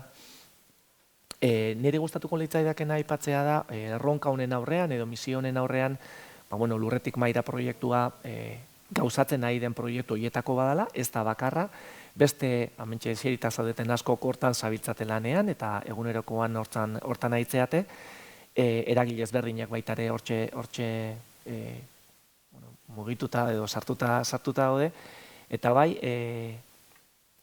ez dakit, anekdota bezala aipatzea, baitare lurretik maira proiektuaren bigarrengo hanka hau, monetizazioaren inguruko ideia hau, baitare, aipatzean nola sortu intzan. Eta sortu intzan, amengo ekosistema honen barne suertatu intzian hainbat bileretan, eta goratzen primera, nola manesekin, arantzasun geundela, bilera baten, beste motatako bilera baten, kimu berritu proiektuaren barne, eta nola hurbilduen zitzaigun, unibertsitatea, eta esan entzun, landaolatikan, interesa baseola, zerbitzu ekosistemikoen inguruko azterketa bat iteko.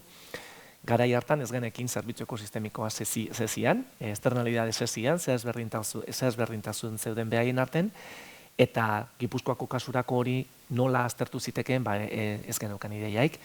Eta hori dela eta elkarlanera seginen, eta pixkate proiektuari forma hartzen, eta pasadan urteko ustailean, 2022ko ustailean, diru laguntzaren deialdia urten nintzen, eta orduan, ja prest geunden, proposamen bat itxeko, eta eskerrak proposamena onartu eintzan, eta hau da honen fruitua baita ere ez.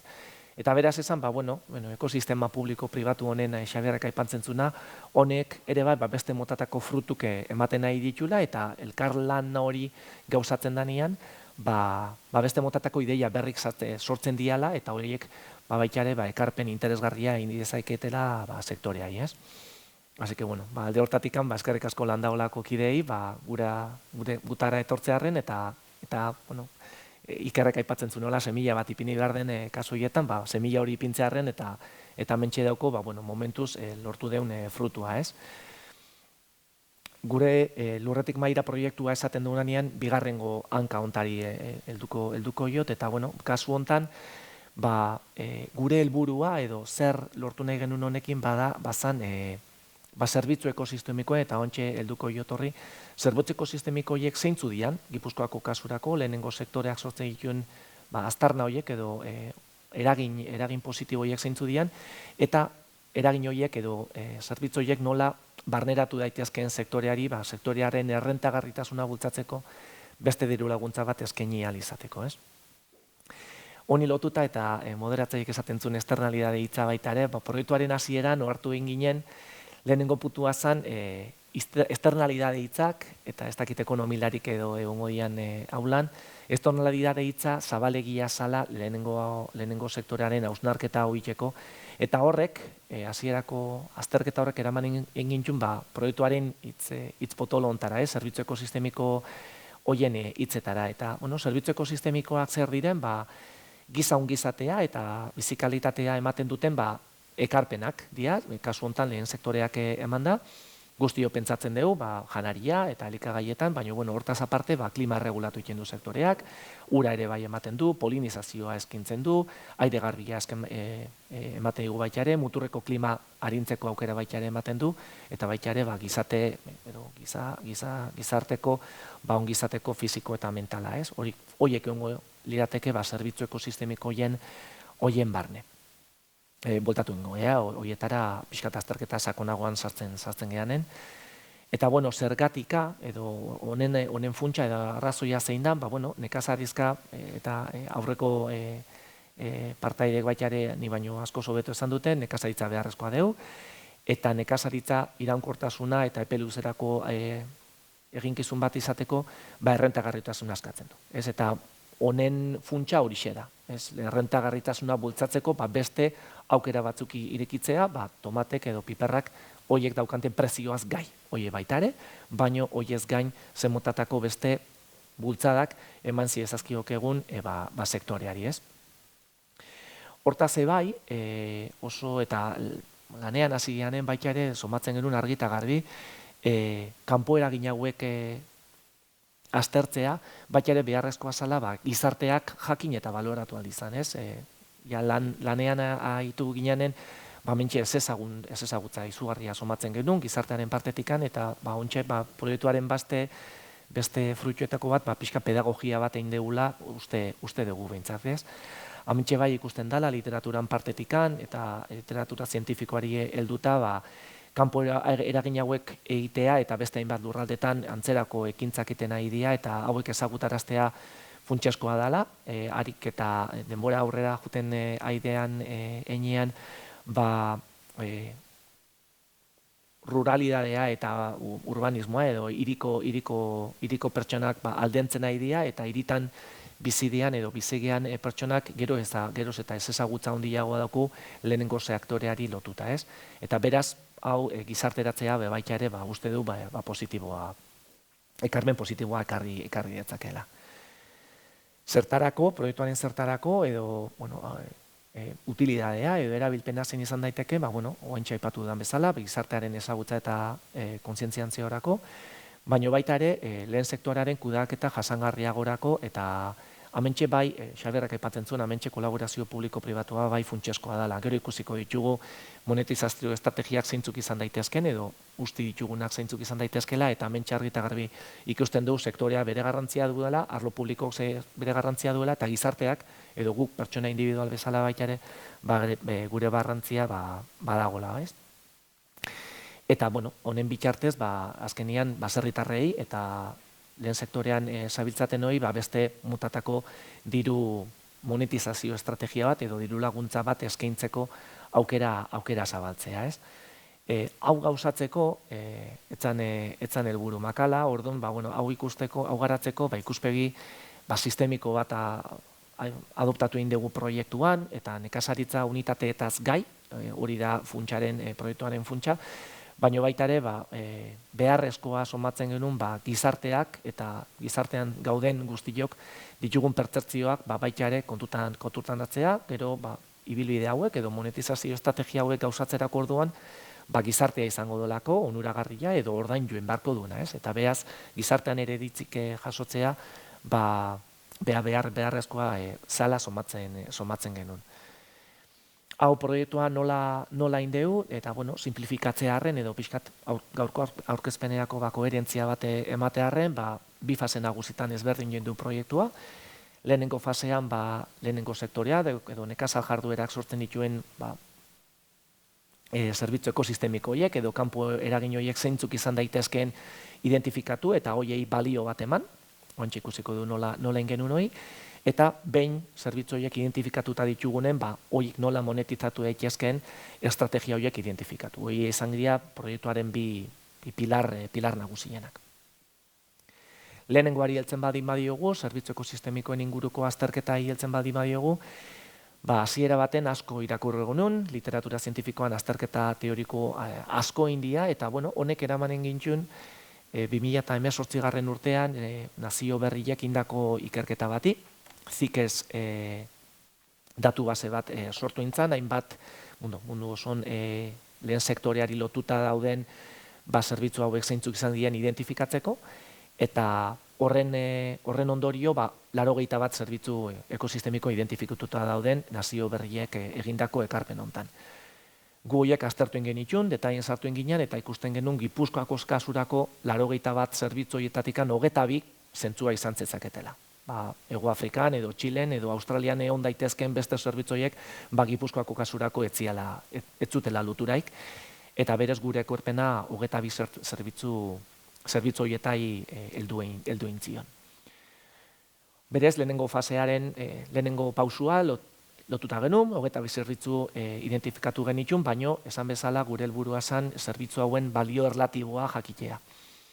Eta horretarako joko bat garatu genuen, joko pixkate, joko hitza igual gauza gehiagi errestea da, baina hemengo askok parte hartu zenuten, joko hontan, eta askok botatu egin zenuten, bilera ezberdinetan, eta azkenian zan, 22 zerbitzu ditugu kasu hontan, eta 100 puntu ematen zizkigu imaginatu bakoitzak hementxe zaudeten bakoitzak 100 puntu dituzuela, eta 100 puntu horiek 22 zerbitzu horien artean banatu behar dituzue.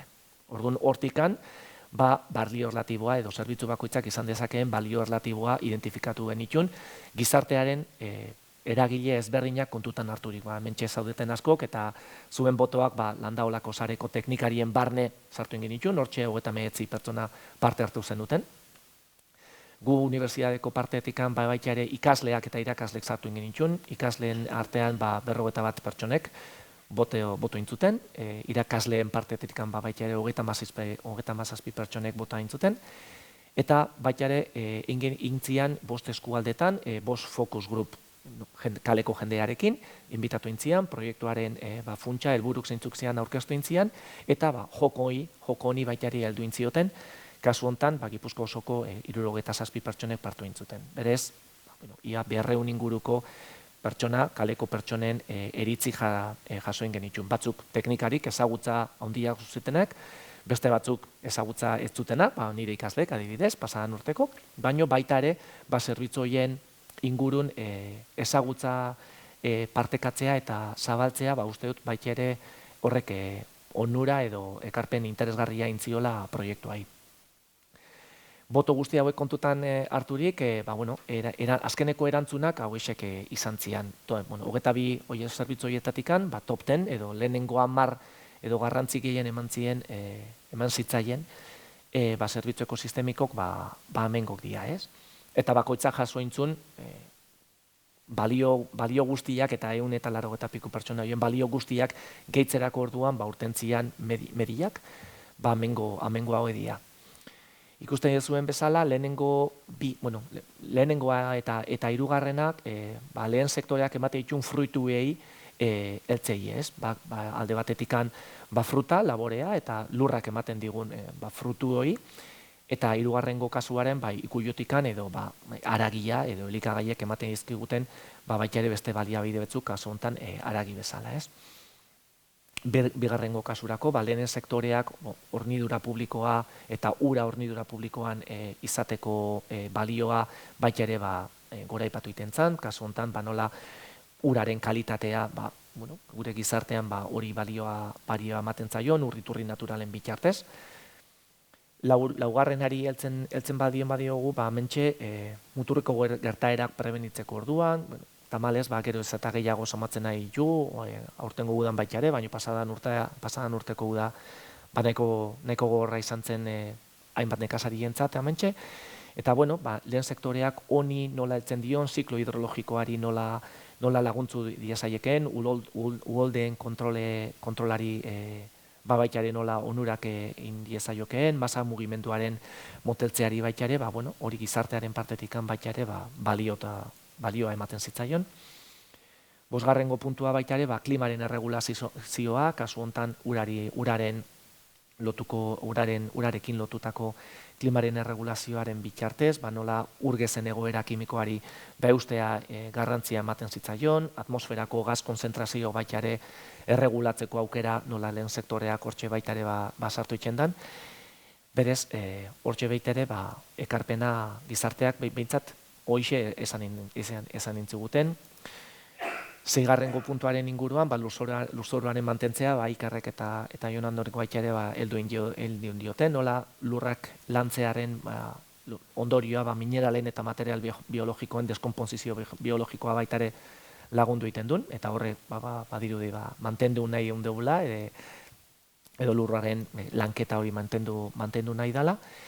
Baita ere, esane kulturala eta identitatea, eta ongizate morala eta lehen sektoreak ematen digun, lasaitasun hori, ongizate horrik baita ere balioa zuen, ez? Ez naz guztietan geldituko, baina, bai ikusten dela, elikagaiei lotuta dauden zerbitzu horiek garrantzi gehiago ematen zaiela, janariai garrantzi gehiago ematen zaiela, eta hainbateko naturali lotuta dauden zerbitzu batzuk valorazio interesgarria izan dateke edo valorazio handia ematen zaiela gizartearen partetikan. Azkenekoa ikusten zuen bezala, baliamide medizilanak baita ere, landareen, ondjoen, algen eta bakterion ondorioz sortzen dian hainbat komponente biokimiko, genetiko edo medizinalak baita ere sortzea dauko, konparatzen baldin badeu, alderatzen baldin badeu hauek, elikagaiekin lotuta dauden zerbitzuekin, diferentzia edo ezberdintasun nabaria dago.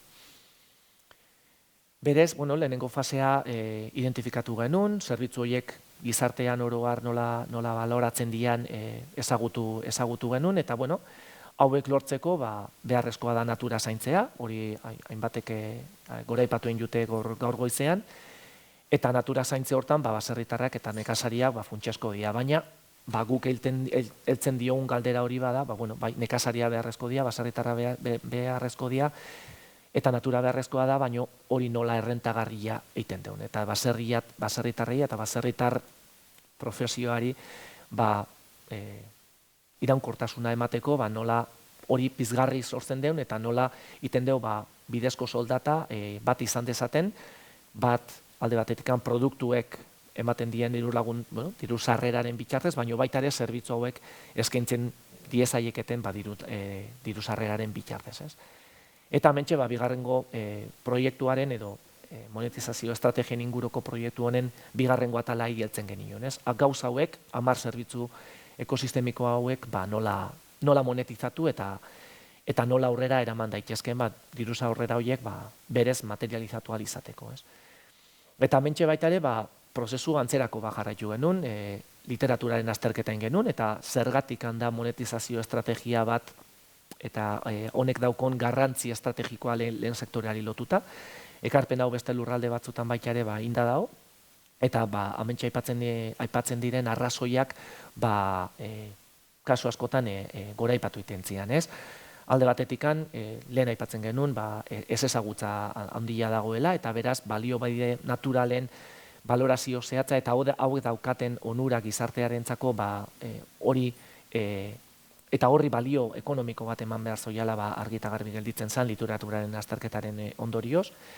Baserritarrentzat baita ere pizgarrik sortu bialea, lehen Xabierreko goizean aipatzen zuen transizio hori bilatzeko eta iraunkortasun hori bilatzeko baserritarrei eta nekazaritzari baita ere pizgarrik eman behar zaizkio hori helburu hori heldu eta lortu ahal izateko.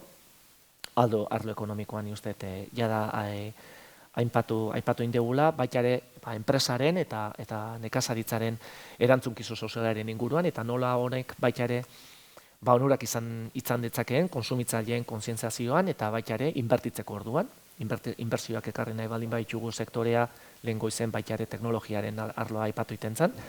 Inbertsio horiek ekartzeko eta gauzatzeko responsabilitate sozial hori baita ere suspertu zitekeen.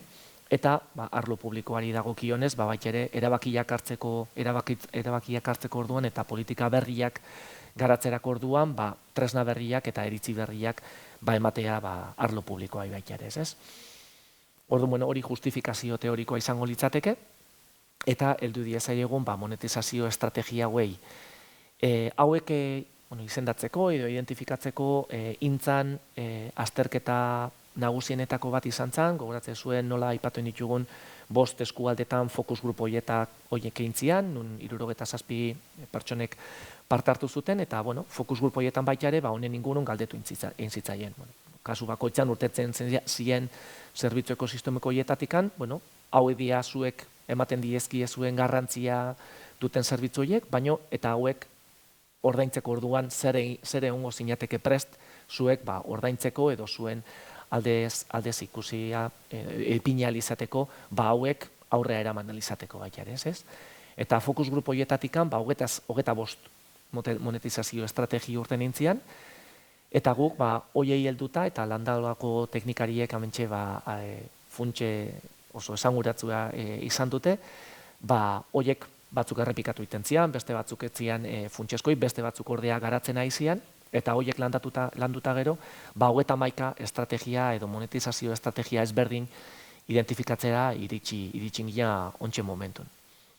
Oantxe ikusiko dituzuen momentu baten, ez geha banaka sartuko, bestela egun osoa emango genuke hementxe, proiektuaren txostena banatu ingo da, gizarteratu ingo da, eta bertan sartuko geha bakoitzaren detailetan, baino 31 estrategia hauek 3 multzotan banatu ditugu, alde batetikan dirutan zuzenean monetizatu daitezkeen horiek, oantxe ikusiko ditugu batzuk, Bigarrengo blokean dirutan monetizatu ezin daitezkenak, zuzenean monetizatu ezin daitezkenak, baino sektorearentzat onuragarrik izan daitezkenak, epe luzea begira.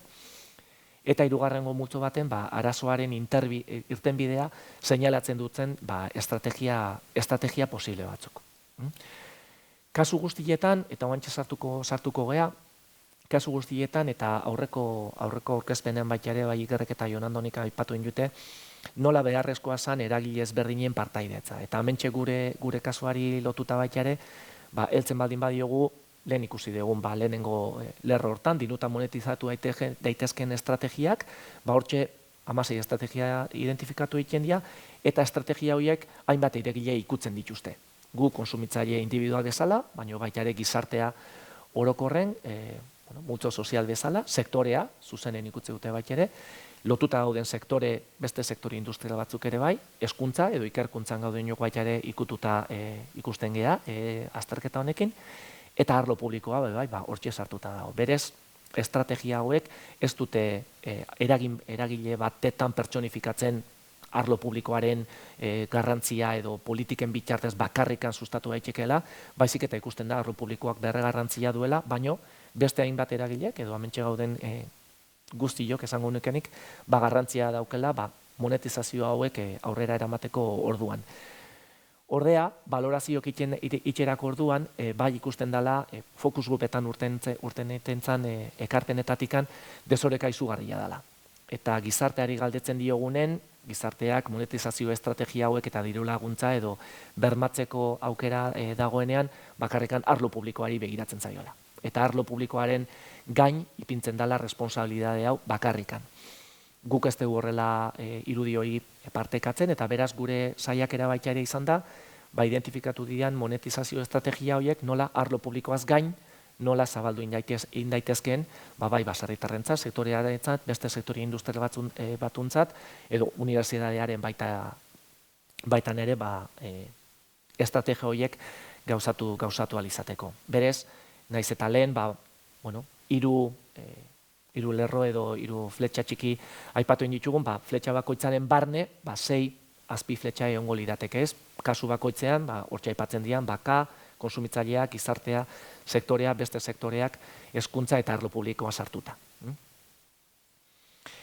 Badakit ez dela ezer ikusten, eta gaurko helburua ez da guztiai heltzea, gehien bat ikustea hiru kolumnatan, lehen aipatu ditugun hiru fletxa horiek, kasu bakoitzean identifikatu dian monetizazio estrategia horiek zeintzu dian. Lehenengo kasuan, esan dugun bezala, dirutan monetizatu daitezken estrategitan 16 daude. Aurkezpena baita ere, publikoa da, Euskal Herriko Unibertsitatearen webean eta registratu egin zinaten lekuan igota dago, berez taula patxaraz aztertzekoa da, eta denborarekin aztertzekoa da, eta aztertzea eskatzen du. Eta 16 identifikatu egin zian, bigarrengo zutabeari heltzen baldin badiogu, 9 identifikatu itzian, eta azkeneko kolumnan 6 identifikatu itzian. Gaurko helburua esan bezala ez da banaka hoietan sartzea, eta berez, kasu bakoitzetikan adibide bat hartu egiten dut, ikusteko honek izan ditzakeen ekarpena, eta hauek garatzerako orduan zein motatako eragilek parte hartuko luketen, eta urrengo fasea izango litzateke, hauek nola gauzatu. Baserritar misto profesionalen kasuan ikusi izan dugu, pasadan urten eta aurtengo kasuan iniziatiba berri bat eta ideia berri bat aurrea garatzeak eta lantzeak refleksio asko eskatzeu da eta pentsamentu asko eskatzeu da, eta berez 31 ideia hauek gauzatzeeko orduan, hauek nola implementatzeko, beste motatako ikerketa bat egin beharko litzateke, pixka sakonean kasu bakoitzean bere espezifizidadeek ikusteko. Berez, heldu kasu bakoitzai, kolumna batetikan, ideia bat, edo adibide bat partekatuko dut jarraian. Lehenengo zutabeari lotuta, dirutan monetizatu daitezken estrategiatikan, aipaten zan ideietako bat, puntuen bidezko fidelizazio sistema bat ezarri daitekeela.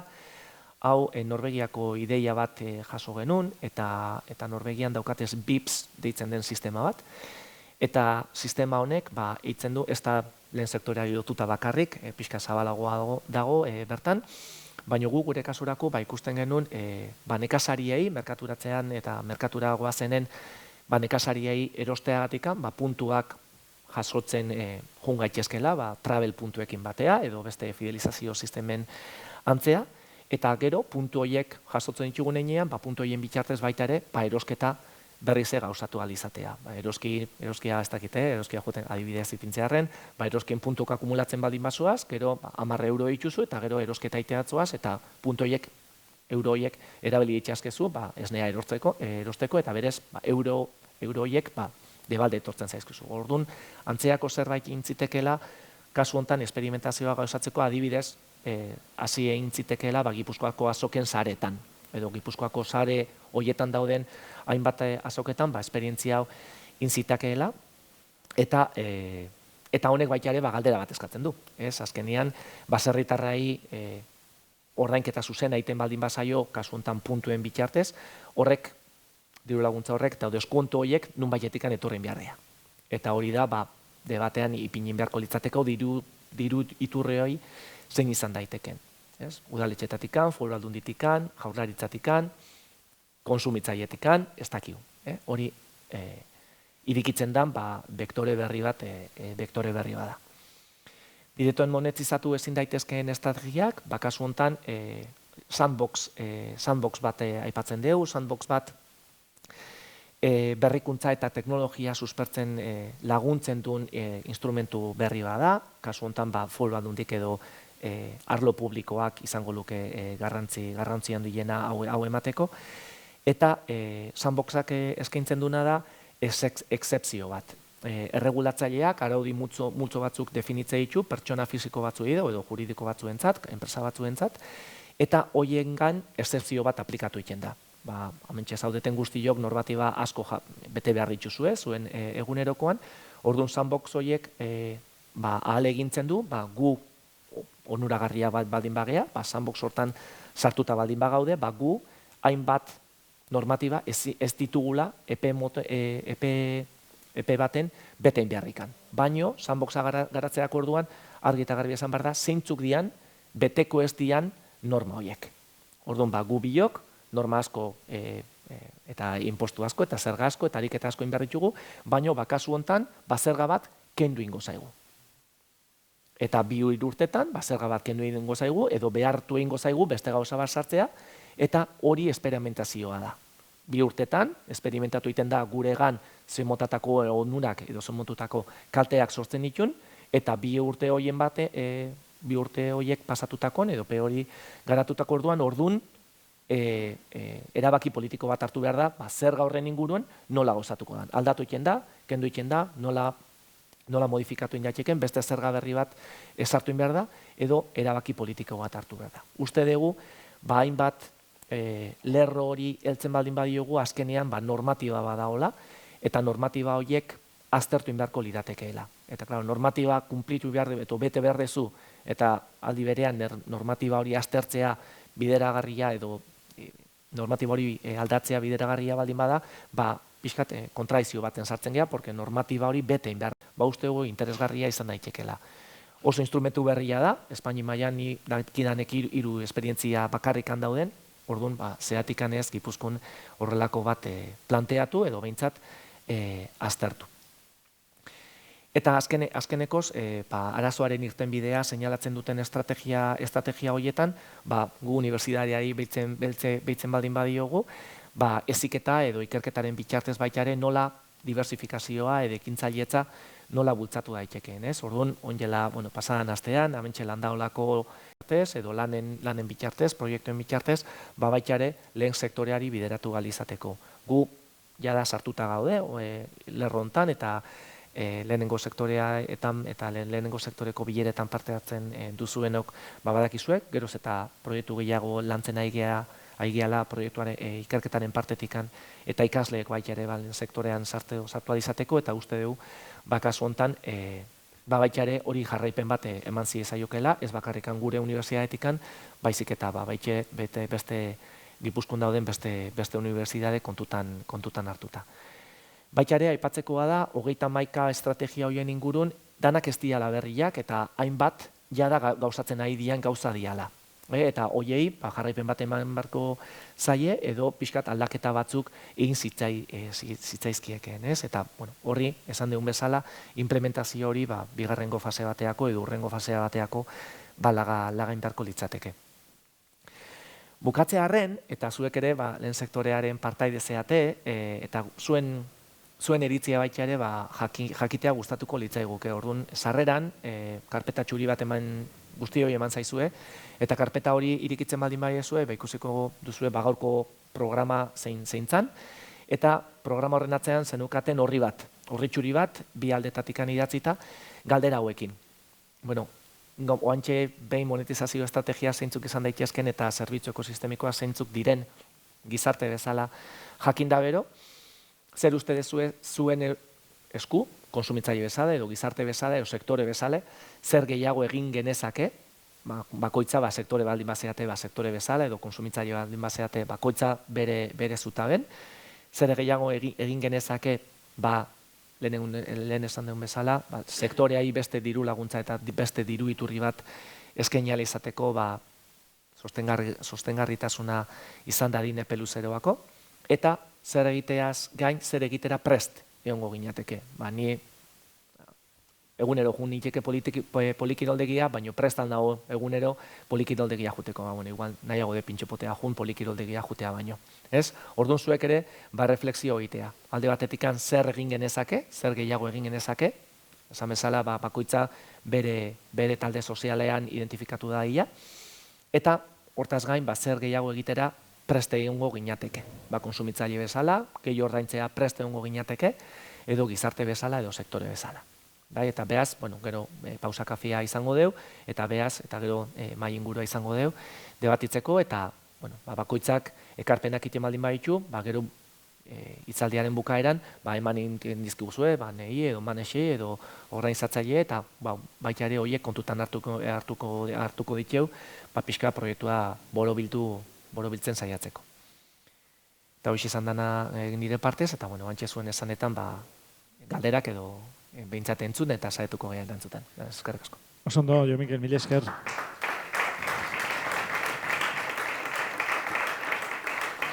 Egia esan, Arantzazun hasitako bideak bere bidea egin du, Ez du bide txikia egin hain zuzen ere. Oan zuen txanda da, hain zuzen ere galderaren bat baldin baduzue bota, eta gauza asko aipatu ditu egia esan, Eta oso interesgarria guztiak, beraz, guantxe da zuen momentua. Bai, ni Jon Mikel galdetu nahi dizuna da, badakit kanpoan ere beste eredu batzuk aztertu dituzuela, eta aipatu dituzun adibideetan, nik ez dut ikusi printzipioz kontsumitzaile edo pertsona fisiko bezala, ze aukera izan genitzakeen, baita ere gure ekarpena egiteko.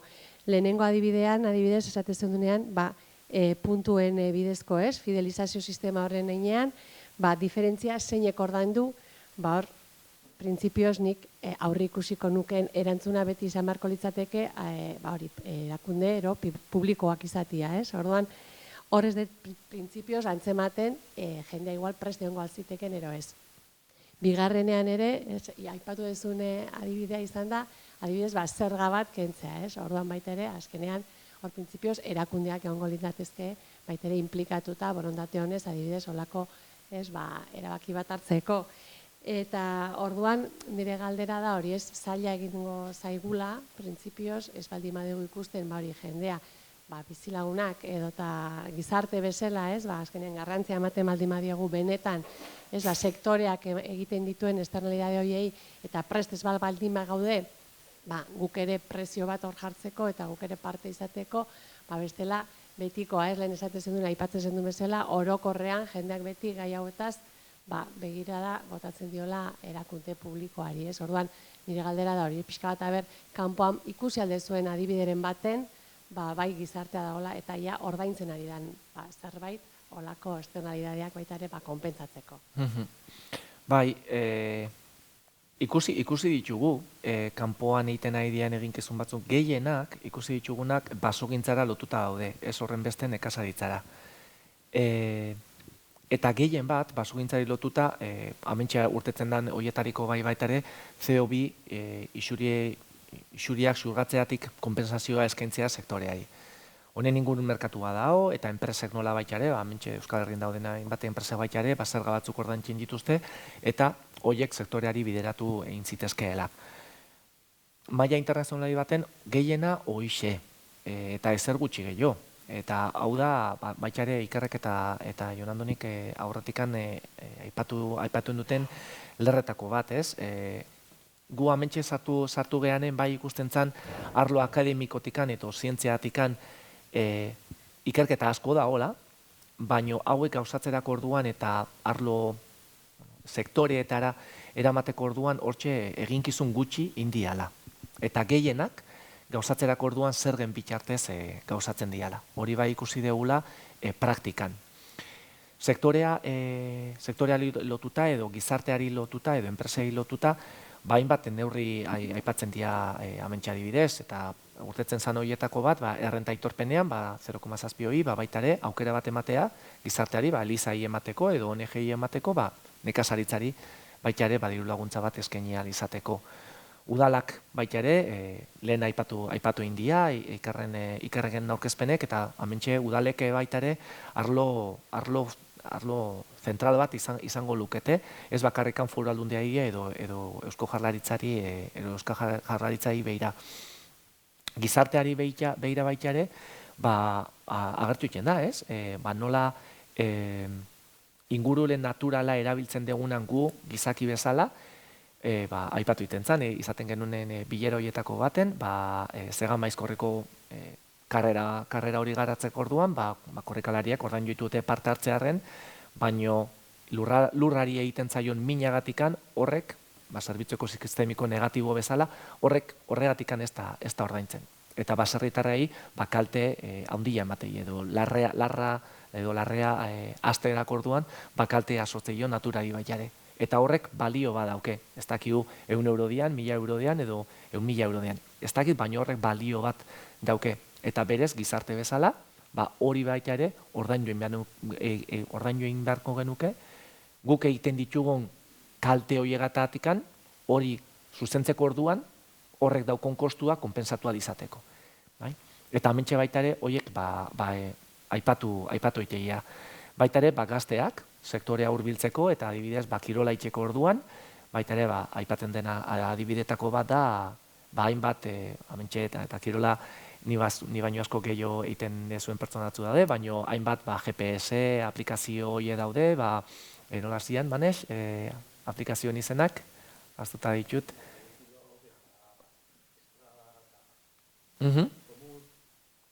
Horrelako aplikazio, Strava eta horrelako aplikazioak erabilita, baita ere, hoien bitartez, ni bizikletan baldin manoa, bizikletaz esatea, amentxe larre haue daude, amentxe mendi haue daude, edo baratzagintzan aidian sektoreko pertsona haue daude, eta pixkat horiek zabaltzea. Hortxe baita ere akordioa intzitekeela, edo bestela baita ere gazteak eta kirol aukerak baserritara hurbiltzeko aukera baita ere egon zitekeela. Lehen aipatu itzen zen, lan behar handia dagoela baserritan, eta gazteek askotan kirola nahi dute, eta zeatikan ez lotu kirola baserriarekin, eta kirola egiten dezunean, lehen sektorearen lana baita ere gauzatu ahal izatea.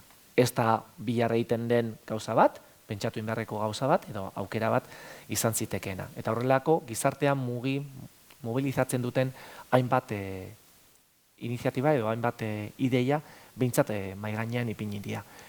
Esperientzia internazional bezala gutxi. Ez dugu ikusi praktikan aplikatzen ari dira neurri gehiegirik. Arlo teorikoan bai ordea bai. Baina praktikan ez, momentuz ez. Beno, jo, Mikel, uste dut uraino iritsi gara, mila esker, eta orentxe utxarte txiki bat hartuko dugu, kafetxo bat hartuko dugu elkarrekin, eta geho mai inguruan ere izango dugu beta, orain jorratutakoaz gain, beste gauz batzuk ere lantzeko. Beraz, ordu erdiren buruan, berez elkartuko gara hemen. Bale? Mila esker. Azken txanpara hurbiltzen ari gara, badakizue lurretik maira elikadura estrategia jasangarri eta osasuntsuaren baitan, bi hitzaldi izan ditugu, eta oraingo honetan mai inguru bat izango dugu, eta bertan zuen ezkerretik eskuinera parte hartzaileak aurkeztuko dizkizut. Juan Mari Totorika, Aztegia, Urkiola Landa Garapeneko elkarteko gerentea. Aztegiak nekazaritza sektorean pertsona berriak sartu eta lanean aritu daitezen errazteko erakundea da. Berekin batera Ander Zorrakin etorri da, Aztegian trebatzegune batean lanean ari den gaztea. Ondoren, Katialin Sainmari, bera trebatuko koordinatzailea da, eta berekin batera Olivier Jerboa etorri da, hain zuzen ere, bera ere lan horretan ari da.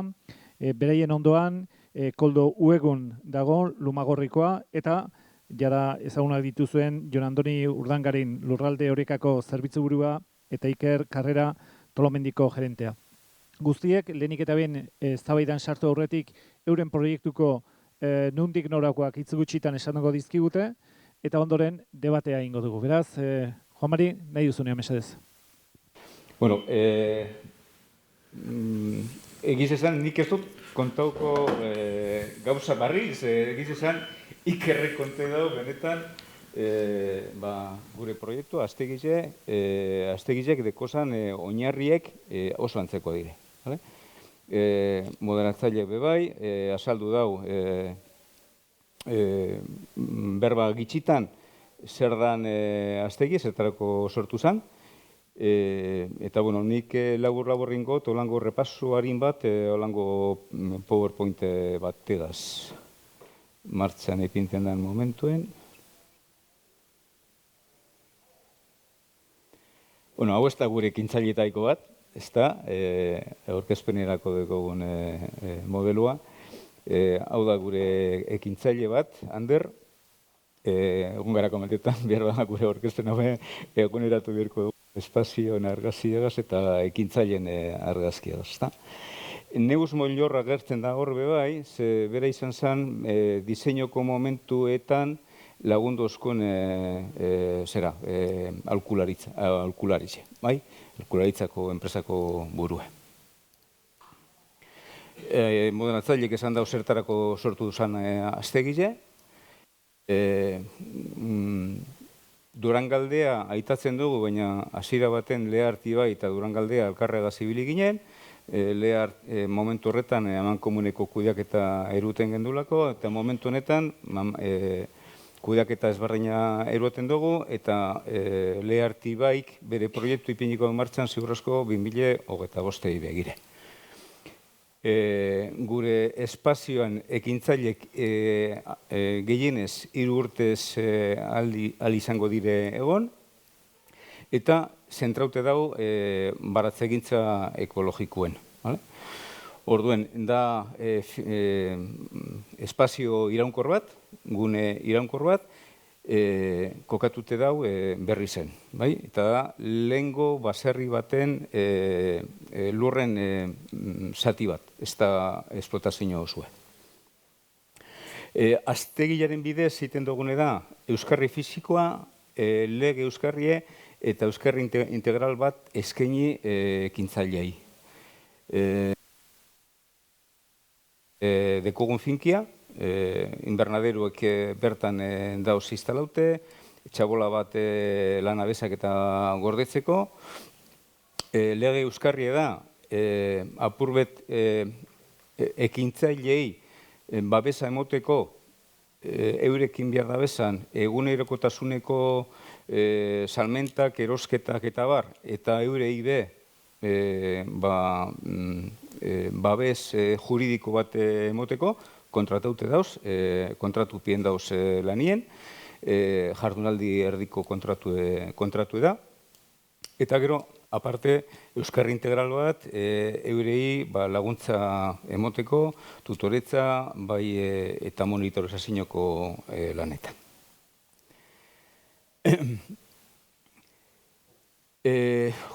Proiektue bere momentuen hasi ginen 2020, justo pandemian konfinamientu momentuen hasi ginen lanien. Uztailan hasi ginen lanien, dana izan zen online, hainbat eragilek parte hartu ebien bere momentuen diseinoko fasetan, sindikatu bizek, eta hainba, egon zen Deriloko eskola, hasierako fasetan hasi egon zen bebai, eta gure eskualdetako udalak be parte hartu ebien modu zuzenien.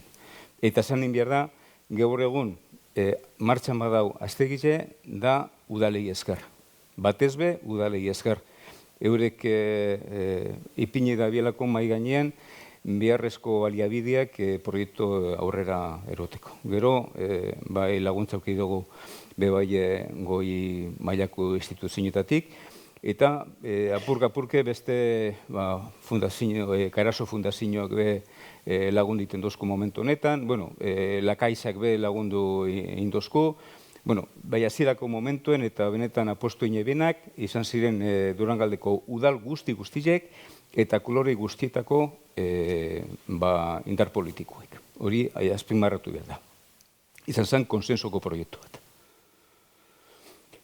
Ikerrek aitatu dau, instalazioko prozesuen hainbat fasetatik pasetan da ekintzaile batek, eta guk astegile kokatzen dugu gaztenek sartu aurreko fase horretan, ez? Inspirazioe iparraldetik dator, Frantzitik dator, 2007 gero kontako esku eurek zelan daukien euren proiektua,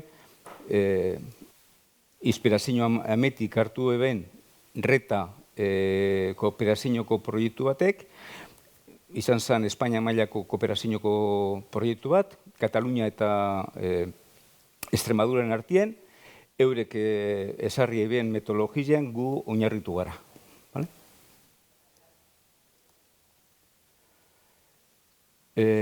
Zergatik Durangaldean espazio hau. 2019 engen duen azterketa sumetxuet jakiteko errelebo egoeri zelako momentuen egoan, ez? Eta, bakarrik engen duen izan zen konstatau badanok enkiena, ez? Erreleboe dagoela kolokan, esplotazio gehienetan, eta ikusten genduen 10 urtetako epien, eta ja 4 urte pasau dire ikerketa engen duenetik, esplotazio neuneko berrogei desagertuko zala. Egin kalkuluek 4 urte honetan zenbat desagertu diren ja. Hemen berbetan gauzen bitartean, esplotazio zerretzen dabiz. Orduan, basoz egin bergendun, eta badakigu pertsona barri bi sektorien sartzea importanti dela, baina horregaz ez dugu konpontzen sektori. Zozer da, baina hemen agertzen da aitatutako datuek, eta hau dana dator Durangaldean ezarri gendun elikadura estrategian 2019. Prozesuen apurbet aitatu iten dugu zenbat pausok emon gendu zen, eta zintzuk izan ziren momentu horretan talde eragiletako kideak.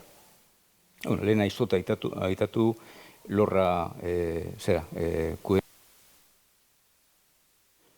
Hainbat bizita ingen duzain, hainbat eragilekaz egon ginen, hainbat espazio edo biziteta hau genduzan, eta gero diseinau gendun astegila. Astegila lehen aitatu dut, euskarri fizikoa, euskarri legala, euskarrie eta euskarri integrala. Eta horrek osatzen da bie, azkenean, gure gobernantzako eredue. Fase honetatik pasau ginen gure espazioa topatzeko eta erabakiteko nun egingo zan. Eta honetan gauz 2022ko abenduen sartu ziren lehenengo ekintzaileak. 2020an hasi ginen diseinoko lanagaz eta 2022ko abenduen sartu ziren pertsona bi bertan. Orduan, urte biko lana izan da, apurbet atontzeko ingurue, laguntzak topetako, eta bar. Lehen aitatu dut, lege euskarrien, lehen aitatu da ikerrek, kape kontratu mota hori esteko gule alde honetan, berez, asmatu beri izan dugu, kontratazio zuzen bat eitea, gero ekintzaileek eskubide guztiek edo aukera guztiek eukiteko gaztenekeko programa sartzen direnean. Kasu honetan, kontratazioa egiten da MIBA kooperatiban bidez, da sektoreko kooperatiba bat, eta euren bidez egiten dugu kontratazioa. Urten amaieran, kontuak ingo dugu lehenengo urtea da, hau guretzako, hasi que gauz bai, aztegi bat iten gutzako bai. Egingo dugu kontuek MIBagaz, ikusiko dugu zelako balantze dagoen, balantze ekonomikoa, eta zigorrazko egongo direzen zerak, diferentzi negatiboak, ordainduko jakoz MIBari. Udalak partida bat eserrite daukie defizit hori kubridu ahal izateko. Agian, Gipuzkoan lanbidegaz zabaldu edo zabaltzen dabiltzan bidea, epe labur baten be guretzako oso baliogarri izango da, horren beste zulorik ez egiteko. Euskerra integralean dekogu pertsona bat, iten dagoela danerik, jon bastante da basarritxar bat, aholkularitza agronomikoa, ekonomiko neurri baten be bai, eta monitorizazio be bai iten dago. Apurbet berak bera oso gaztie da, eta pase dau, honek paseko da bezan fase guztitatik pase dau, eta azkenean esperientzi hori eurei transmitidu iten dutzu.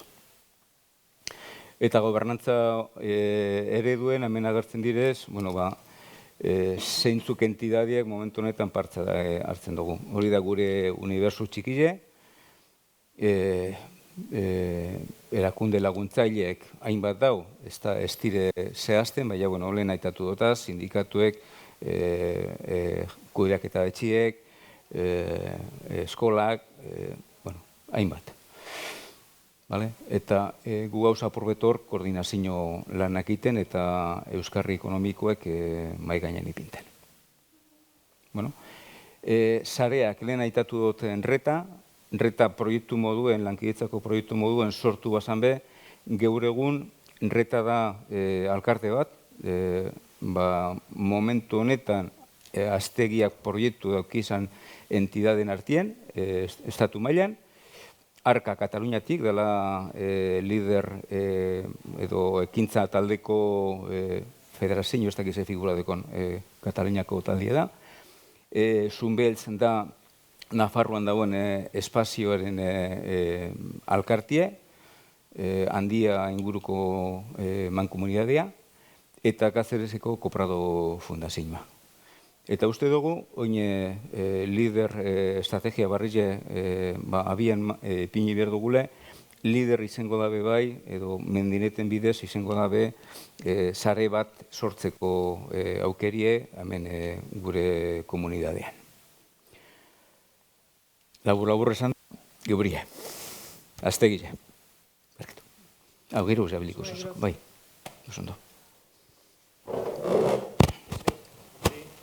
Galderatxo bat egin nahiko nioke, Anderri izan da proiektu honetan parteide, zer nolako esperientzia izan da, zer nolako ibilbidea, guztia azaldu digu, baina demistiko pertson nolako izan da zure etorri hori? Nire aldetik izan da esperientzia bat, apurtxo bat nik pentsatzen edan, eta nik nekon gogua edo ideia garatzen lagundu doztena. Eta hori, nina Ander, elorrizoko gazte bat, eta kaletarra, kalien bizitakua betiranik. Da, apurtxo bat ikasketak egin hostien, unibertsitate ikasteketa eta ikusten edan apurtxo bat behar hori eskua hartzeko, gure lurrek deukien garrantzia hori edo jorratzeko. Azkenien deko lur oso aberatzak eta apurtxo bat ikusten edan ez dakola probetxurik ateratzen edo. Eta orduen topau nintzen proiektu honegaz, apurtxo bat bilatzen eta lur nekazaritza inguruan bilatzen. Eta hori, izan da esperientzia bat daroia denbora honetan oso aberazgarri za. Azkenian Juan Marik azaldu moduan, eukin dugu euskarri bat, bai fizikua, bai gero laguntza eta apurtxo bat maila horretan be bai. Orduen oso gustora gure ideiak apurtxo bat lantzen eta gerora begira apurtxo bat gehiago ikasten eta osatzen gure ikasketa prozesu hori etorkizun batian lanian jarraitzeko honetan. Katxalin zer marit du hemen ere, ongitorri Katxalin, bera trebatuko koordinatzailea da. Hainbat aliz entzun dugu hitz hori gaur goizean zehar, eta belaunaldien arteko renovazioa duztu izpide gehiago dugu gutxiago. Nahi duzunean bitzetan zuen erakundea azaltzeko jara duzu. Itxagatik eta berbada gehien entzatzen da etorriak zirezte batzu berbada ejepikatuko nahiz baina ikusi ea gauza berriak ikasten dituzuen ez dakit hasiko den. Trebatu beraz da Ipar Euskal Herrian den trebagunea. 2016an sortu zena.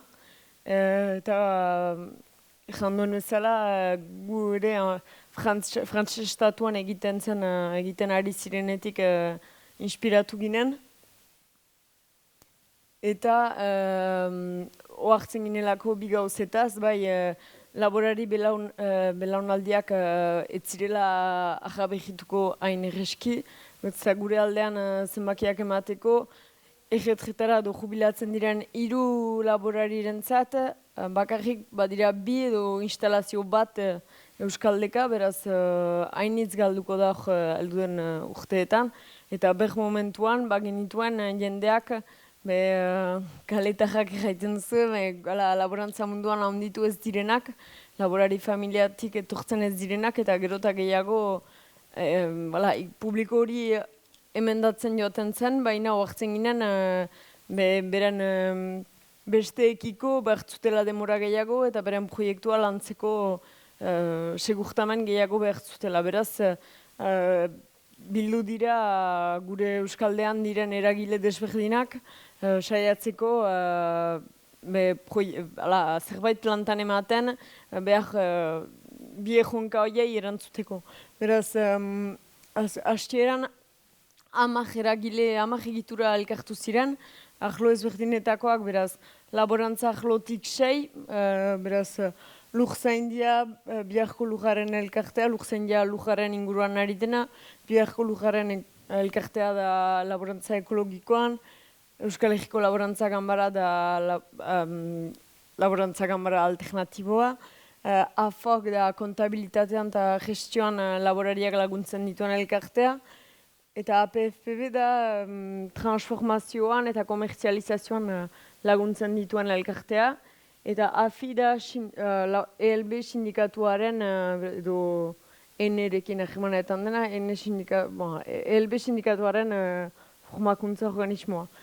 Eta laborantza ahloaz gain, ideia zen ere beste eragileak ere sentsibiliztatzea gai honi, beraz kontsumitzaileen ordezkariak hor ere sartu ziren, bada AMAP kontsumitzaile taldeak, kontsumitzaile taldean ordezkariak ere hor dira, eta laborantza formakuntza, formakuntzako eragileak, eta azkenik bada kooperatiba bat ekonomia sozial eraldatzailean ari dena hor dena, ia delako zinez ohartzea denen arazoa dela laborari belaunaldien behitzea, eta 2000 jaz arte, pasaden urtera arte, bazen Euskal Hirigune elkarkoa, beraz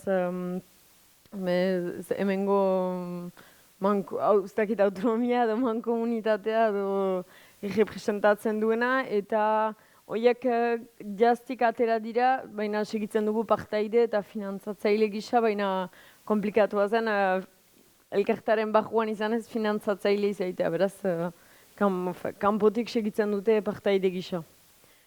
Beraz, esplikatu izkizu eta esplikatu zintzen erronkak eta helburuak, eta beraz, erronka desberdin horiei erantzuteko, 2016-tik proiektu desberdinak martxan jarri dira, nik trebagunea azalduko dizuet, baina egia da, badirela beste 2 proiektu martxan jarri izan direnak azken urteetan.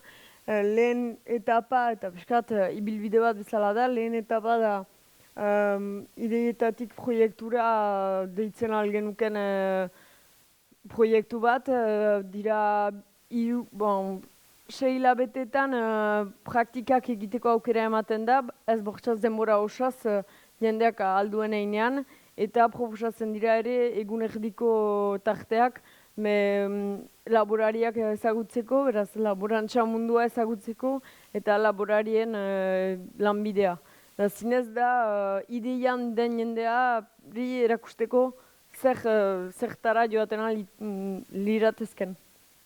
Gero, bat gu laborantza, sortzaile ibilbidea, hor da zinez, bakoitzaren proiektua zehazteko, hor ideia baino pixka bat deia proiektu bilagatzen ari da, eta hor emaiten zaie, 11 hilabetez aukera praktikak egiteko hor denbora osoz Euskaldeko 3-4 etxaldeetan, eta gero badituzte 21 egun formakuntza 11 hilabetez lantzeko estatus juridikoak, komertzializazioa, lantzeko alde ekonomikoa, pixkat proiektua zehazteko behar diren atal desberdinak lantzen dituzte.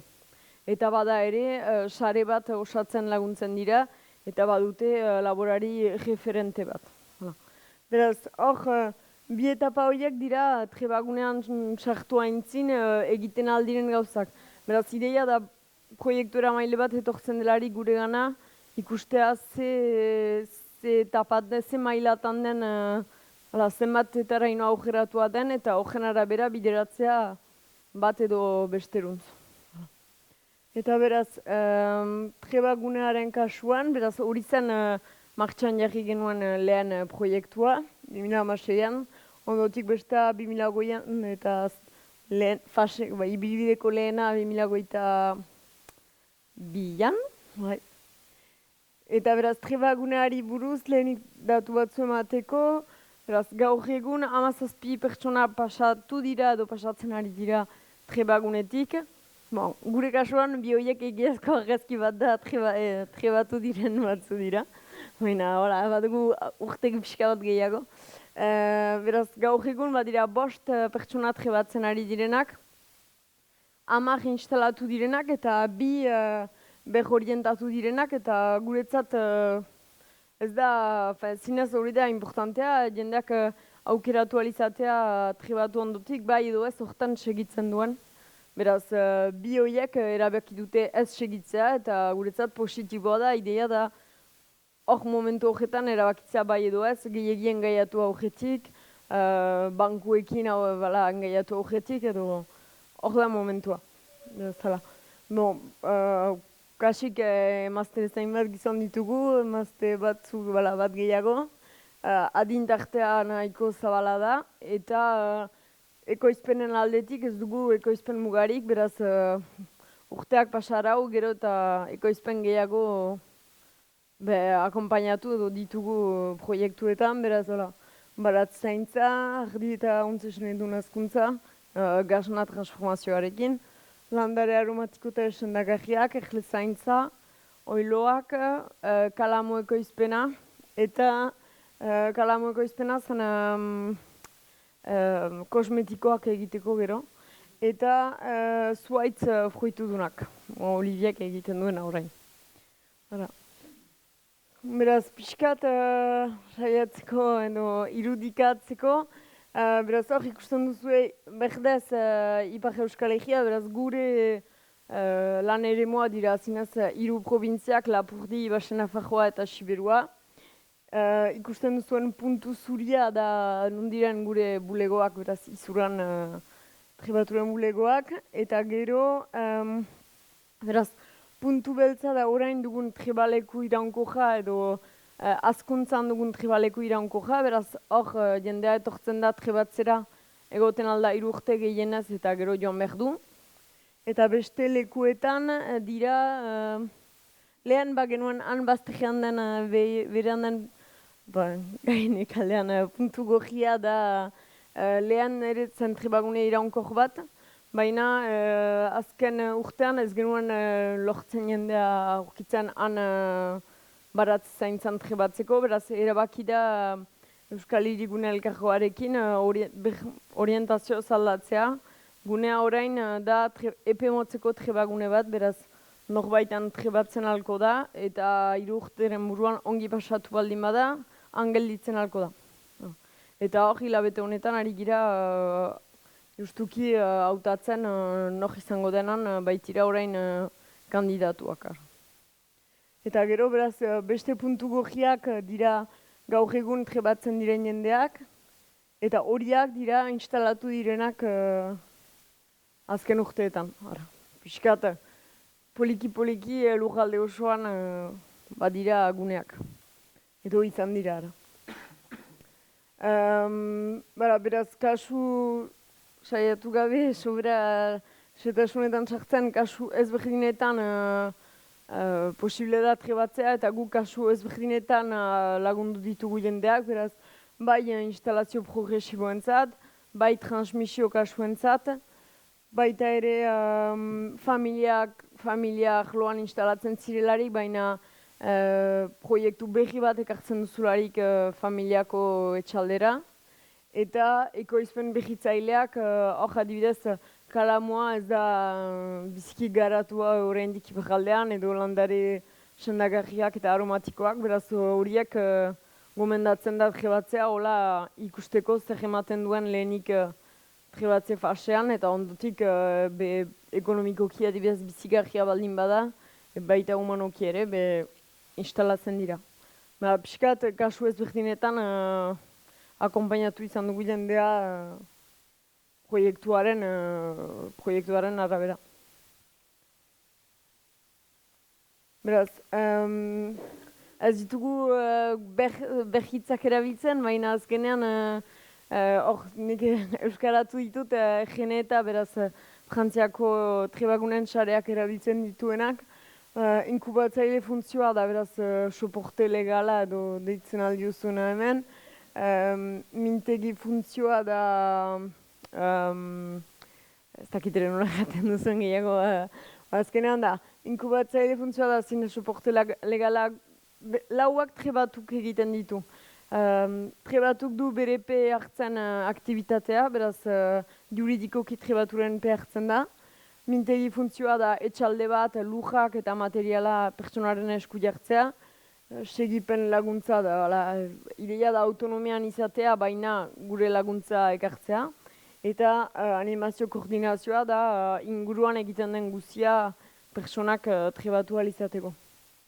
Beraz, hor pasatuko ditut fitez, eta gehienek ala ere ikusia dituzue, baina eta ikerrek aipatu ditu ulertu danaz lehen, baina guk bai badugu kap kontratua, beraz 3 urteko kontratua dena gehienez, eta hori esker badute estatus bat, unkitzen aldute langabezia, eta guk beren aktivitatea babesten aldugu. Beraz, egia da hori xantza bat dela, hobetzen alda, eta oraindik ez da nahi bezain beste ezagutua, badira, ohartzen gira momentuka, ez dut jendeak ez duela ezagutzen, edo gauzak ez direla pentsatuak behar bezala kap kontratu horrentzat, baina ala ere existitzen da, beraz, deia hori da. Eta gainerat ezakizenako frantsesez agertzen da, beraz, ez duzu dena ulertuko, 3 urtekoa, asegurantzan gero deklaratzen da, eta kontabilitatea dena trebaturen izenpean da. Lehen aipatu dutan trebagune iraunkurra eta handana batekaren bisitatu duzuena, beraz da, irulegin dena ardi eta ontzazkuntzan. Joan den urritik hor neska bat trebatzen da ahontzazkuntzan, eta egiten ditu gazna eta jogurtak. Beraz da, 17 hektareako etxalde bat, pentsa gutxiagorekin, beraz etxalde tipi bat da. Baditu behar dituen instalazio guztiak. Eta pertsona bat entzat pentsatua da. Eta pribatu batena da, eta pribatu horrek guri alkilatzen digu eta badugu kontratu bat 18 urterentzat. Eta gero beste guneak dira, edo nogenak izaten aldira, Oliviek azaltzen du, baina bere kasuan bera da bere lujaren jabe, izaten alda kolektibitate bat, izaten alda lujzaindia, izaten alda laborari bat, edo aktivitatean dena eta norbait instalatu nahi duena bere ondoan, edo norbait laborari bat jubilatuko dena eta bere txaldea transmititu nahi duena. Beraz, kasu horietan, jabeek gurekin izenpetzen dute dokumentu juridiko bat edo prestatzeko edo alkilatzeko, kasuen arabera.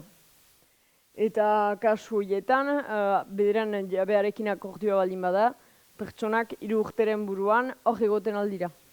Gure kasuan jaten dugu 3 urte, da 3 urte gehienik, baina gutxiago izaten alda. Norbait prest baldin bada urte bat eta erdi tribatu ondoan, posible du hortan ustea. Desberdintasuna bien artean da trebagune permanentean guk gehienik, guk kudeatzen ditugu laguneak eta epe luzerako inbertsioak egin behar balin badira guk egiten ditugula. Epe motzeko guneetan trebatzen denaren gainda dena badakielako hor egongo dela epe luzera. Hori dakitarri den kasu batean inbertsioak adibidez gure gain dira, permanentea delarik gunea beti trebatzea izango delarik. Beste kasuetan, ezakit norbaitek nahi baldin badu traktore bat erosi, erosiko du berak, zenta badaki, berak atxikiko duela traktorea hor egoten halko delako ondotik.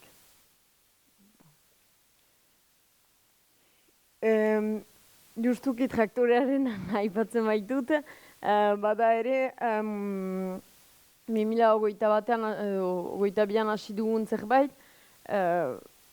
badugularik gune berri bat, trebagune, epe motzeko trebagunea izango dena, beraz, norbait hor gelditzen halko delarik, baina abiatzen baldin bagira gune batetik non materiala eskaz den, ideia galdera zen nola finantzatzen genuen hori, eta trebatzen direnek ez dituzte bankuan maileguak egiten al.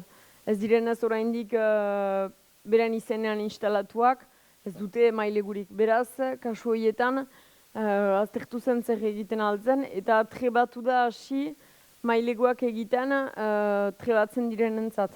Olivieren kasuan ez dugu egin, baina adibidez Olivierak traktore bat erosi behar baldin bazuen, baina eta mailegu bat egiteko behar baldin bazuen, trebatuk egingo zuen mailegua beretzat. Gero, maileguaren ordainketa da Olivieren aktivitateak du ordaintzen.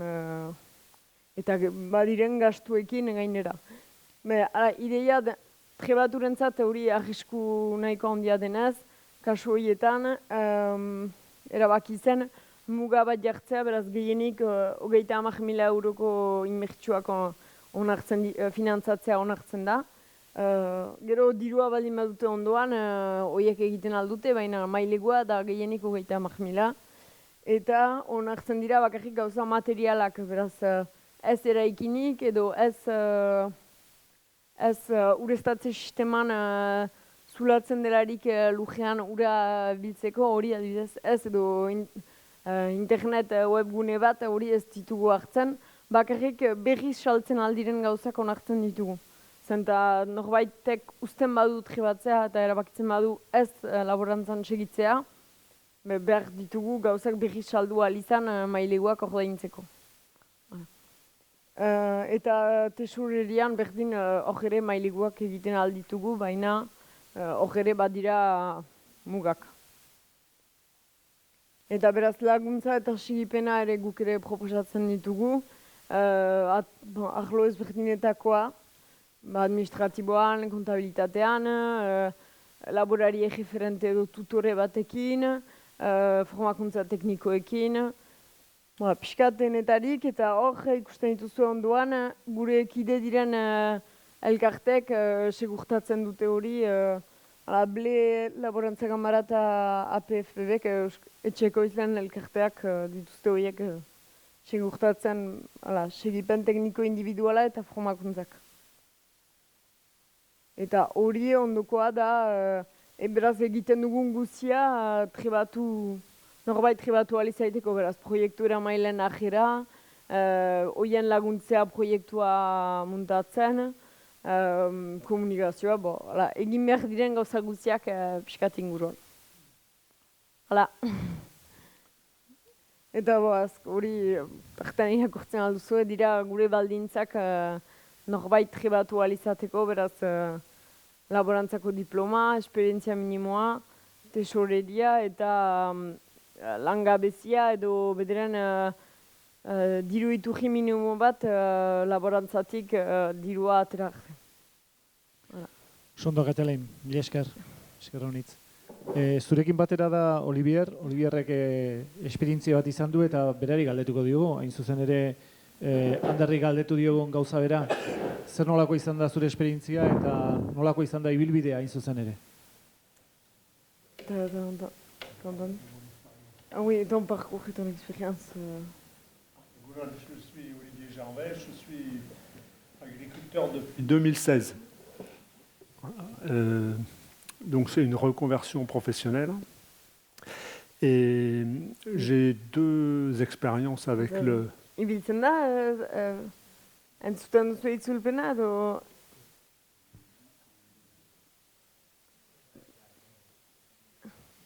Bestela egiten dut itzulpena, ez dakit... Oui. On va traduire. On va traduire. C'est bon. Qu'est-ce que tu viens de dire? Donc, j'étais agriculteur depuis 2016. Beraz, moderteko desate. Olivier laborantza mundutik luez den norbait da eta lehen beste lanbide bat izan du, baina 2016an ukan zuen lehen laborantza proiektu bat hasi du. Ouais, et donc j'ai 2 expériences on va dire en espace test ou avec un CAP, avec un projet CAP. Le premier, faut que tu traduises. Oui, bi esperientzia ditu CAP kontratuarekin. 2016an ukan zuen lehen esperientzian, deia CAP kontratu bat izenpetu zuen, jada existitzen zen etxalde bati lotu zelako, gehitu zelako, bazan pertsona bat aktibitatean, eta bera gehitu zen etxalde horretan, eta gehitzeko etxaldean CAP kontratu bat sinatu zuen. Eta orain trebatu etzen existitzen edo hasten zen garaian, eta orain trebaturekin beste CAP bat izenpetu du. Donc la première expérience, elle m'a permis de tester mon activité au sein d'un GAEC, avant de s'associer. Beraz, lehen esperientziak ahalbidetu dio ikustea elkarlana posible zen jada instalatua zen laborariarekin, ondotik elkartu dira, baina iraunduena. Et donc ça a permis de faire une transition entre mon activité professionnelle d'avant, je n'étais pas du tout dans l'agriculteur, et mon activité d'agriculteur à temps plein à partir de 2017. Eta trebatze fase hori esker lortu du, egin trantsizio bat ahalbidetu dio, zentalean etzen bat ere laborantzan beste arlo batean zen. Et la deuxième expérience, donc, qui est la plus récente, c'est mon installation en arboriculture fruitière à l'aide de l'espace test très battu. Beraz, eta orain bere bigarren esperientzia da zuhaitz fruitudunekin, eta hori trebaturen bidaz da. Zalengoan zen behi esen edun askuntzan. Aldatu du proiektuz. Donc ça m'a permis de passer directement d'un statut d'agriculteur à un statut d'agriculteur à l'essai. Alida? Vamos. Ah, bonjour. C'est pas la peine que je traduise. C'est bon, ça marche? Oui. Bonjour.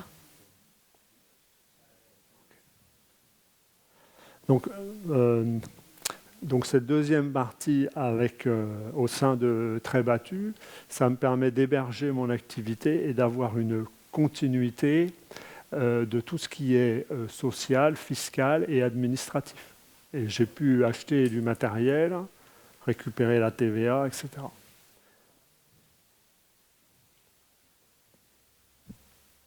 C'est bon pour la traduction. Ez dut itzulpena egiten, que tu peux continuer avec ton parcours jusqu'à maintenant, qu'est-ce que c'est? J'ai pas... Le parcours personnel, donc la première installation en vache laitière avec transformation. Donc on a fait un cap pendant 9 mois et avec mon ex-associé, on a décidé, on s'est associé et j'ai travaillé pendant 8 ans au sein d'un GAEC où on était 2. Et on a décidé d'arrêter parce qu'on avait des projets qui étaient différents. Voilà. Donc, j'ai quitté le GAEC, donc l'association, à la fin de l'année 2022 pour me réinstaller en arboriculture fruitière sur des parcelles, sur du foncier que j'avais acquis entre-temps et démarrer une nouvelle activité arboricole. Et l'intérêt de l'espace test, c'est de pouvoir tester pendant au moins 1 an, voire jusqu'à 3 ans, parce qu'en arboriculture, les fruits, ils n'arrivent pas tout de suite, quoi. Il faut quelques années avant de produire, donc ça permet de faire une transition, de limiter, par exemple, les cotisations sociales, d'avoir un statut qui est reconnu au niveau des instances agricoles, donc pouvoir faire des formations, pouvoir avoir accès aux aides PAC notamment, aux aides agricoles en général. Ondo, Oliver, mila esker, eta pixkat maikidiekin jarraituz, Koldo Uegun Lumagorrikoa ere hemen dugu. Koldo, labur, ongi etorri, mila esker. Ni laburago izango nauk, Lumagorriko berri izango zuen inguruko ezatenok, baina, Lumagorri duela ja 30 urte sortutako proiektu bat da, 10 baserritarrek sortutako proiektu bat, belardian aske hasitako oilaskuak era profesional batian merkaturatzeko. 52 bazkide inguru izatera iritsi zan elkarte bat, baina momentu honetan 24 bazkide eta produktore geanak, ez? SL egitura deu eta bai hiltegia eta sedia zerainen dago. Gure aktibitatea egun bateko txita sartu eta 80 egun bitarte hortan aztea mugatzea eta komerzializazioa elkartean bitartez egitea, ez? Nola iritsi naizen honta, ez? Nik uste proiektu asko bezala, diagnosi berdina egin da genekala, ez? Jubilatze zian bazkideak, produzitziei uste ziren, eta jasangarria izan den bitartean, ez dugu harretei jarri berrik sartzeko zea hortan, ez?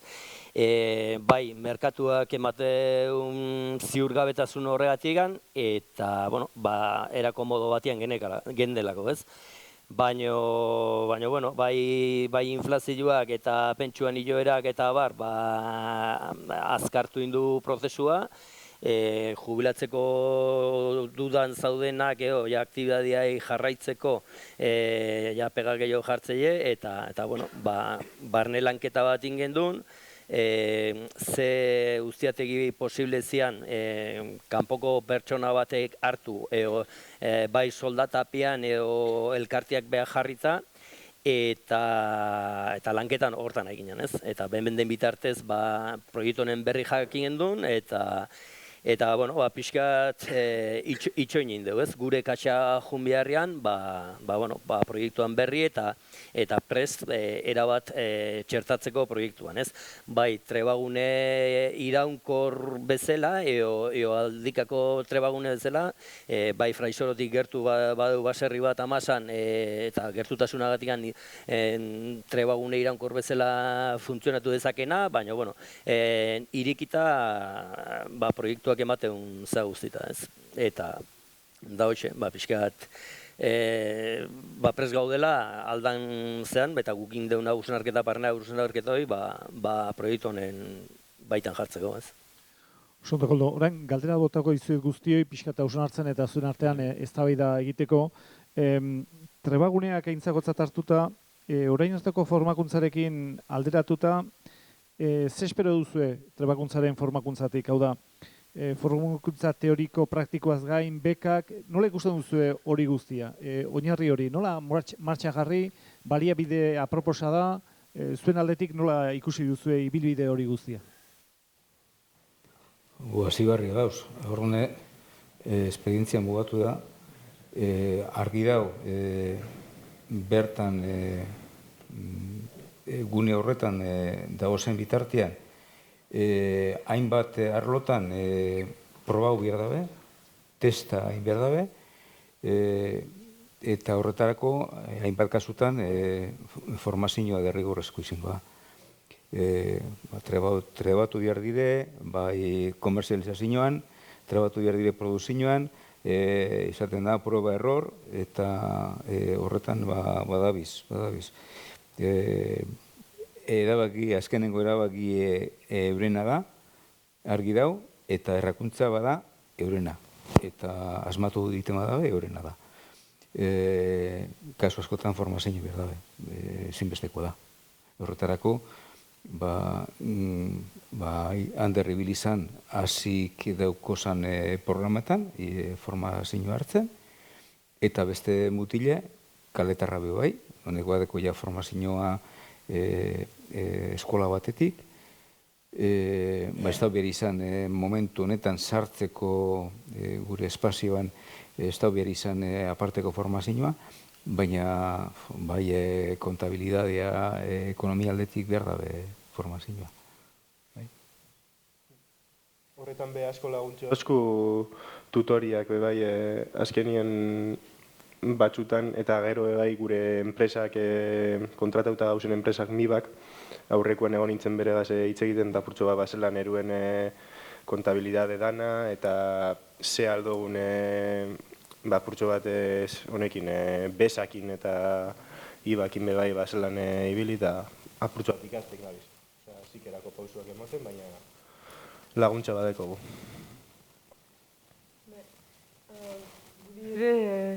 Trebatzen diren gehienek eta hori eskatzen dugu formakuntza teoriko bat izan dezaten lehenago, eta lanbidea ikasteko teoria minimo bat ukatzea berrizkoa da, gero praktikan aritzea eta trebatzeak bortxaz gehiago ikasten dute, eta gero proposatzen dira ere beste tartetik hola formakuntza txikiagoak, aipatzen zuen bez edo ibarena, zerbait da, ez da, behin ikasten alduzu formakuntza teorikoan, baina praktikan zinez horrean izan arte duzu behar da ongi ulertuko zer den, eta beraz behar da pixkat lehenago behar da teoria minimo bat, ondotik praktika, eta praktikan zaudenean berriz gogoratu zer diren oinarri teoriko batzu.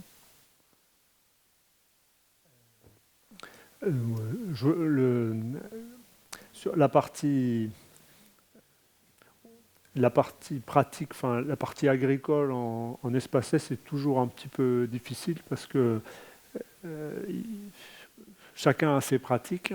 Par contre, je trouve que l'intérêt d'être dans un espace test, c'est d'avoir accès aux formations. C'est-à-dire que pour pouvoir faire les mêmes formations que les agriculteurs installés et pour pouvoir se remettre à niveau. Et pouvoir progresser et avoir une expérience qui soit pertinente. Nik nik formakuntzan alorrian, nahita nahizko ikusteet formakuntza bat izatea, aktibitate bat aurrea amateko garaian, baina bai mugatzat jotze baita aurretiko formakuntza bat eskatzia, ez?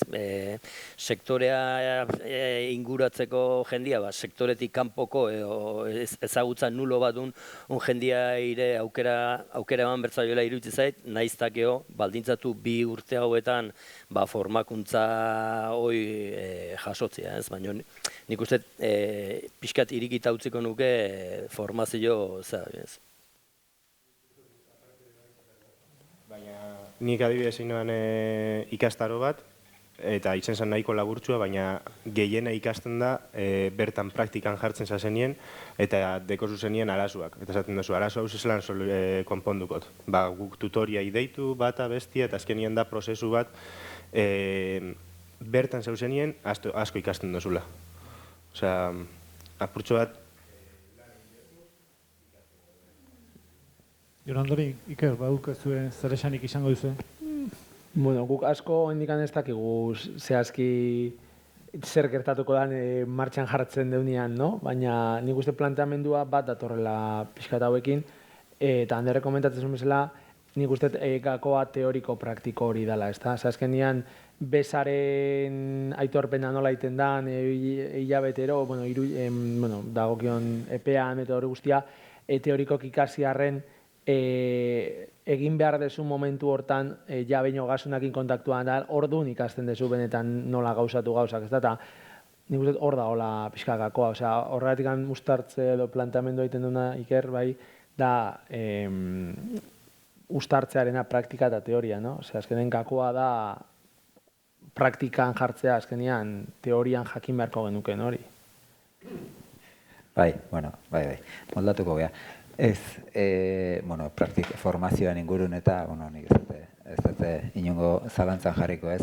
Bai, egizan, Gipuzko kasun trebaturen antolaketan bueltak ematen ibiligan garaien, bai, horatzen naiz gainea, biok iritzi desberdina genula, gutxineko eskatu beharko formazioaren inguruan, ez? Hasera hortan, zuk esaten zenunan arira, ez? Formazioa, gutxinez eskatu behar zaion formazioa izen batekoa izan behar du. Eta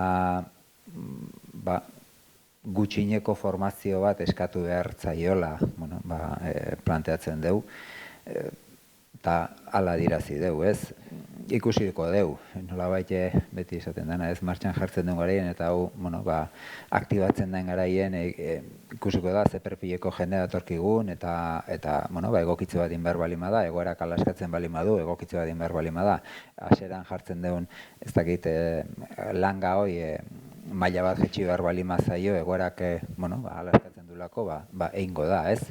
Baina gutxineko, gero epealdian formazioakin jarraituko dute, formazio bat eman beharko dute, ez? Denboraren 135 aurre ikusten da lehenengo urtean, eta baina formazioa espezifikoagoa, zehatzagoa izan beharko du, praktikoagoa, formazioa beha praktikoagoa izan beharko du, ez?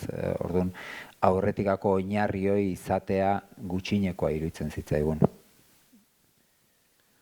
Justu gehitzeko, guri kasuan gaina baldintzetan da, zenta orain jarte frantses estatuan instalazioko laguntzak eskuratzeko, diru laguntzak beharrezkoa zen dukatea formakuntza teoriko bat horrek zuen bakarrik albidetzen, beraz pentsatzen genuen ere teoria minimo bat behar zutela gainerat diru laguntzenak behartzen zuen. Bai, ziur inork galderarik izango duela, beraz, erantzuteko prest daude eta norretik galderaren bat bota nahi du, metxo bat.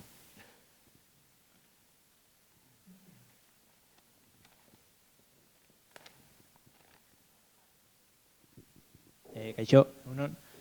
Ez, poste naiz gaia batera dela formakuntzarena, zeni, lehenengo aldiz honi buruz jakin nuenean, pixka bat kontrako rondean juten nintzen eta pentsatzen nun zergatik ote zen hain beharrezkoa aurretiko formakuntza bat.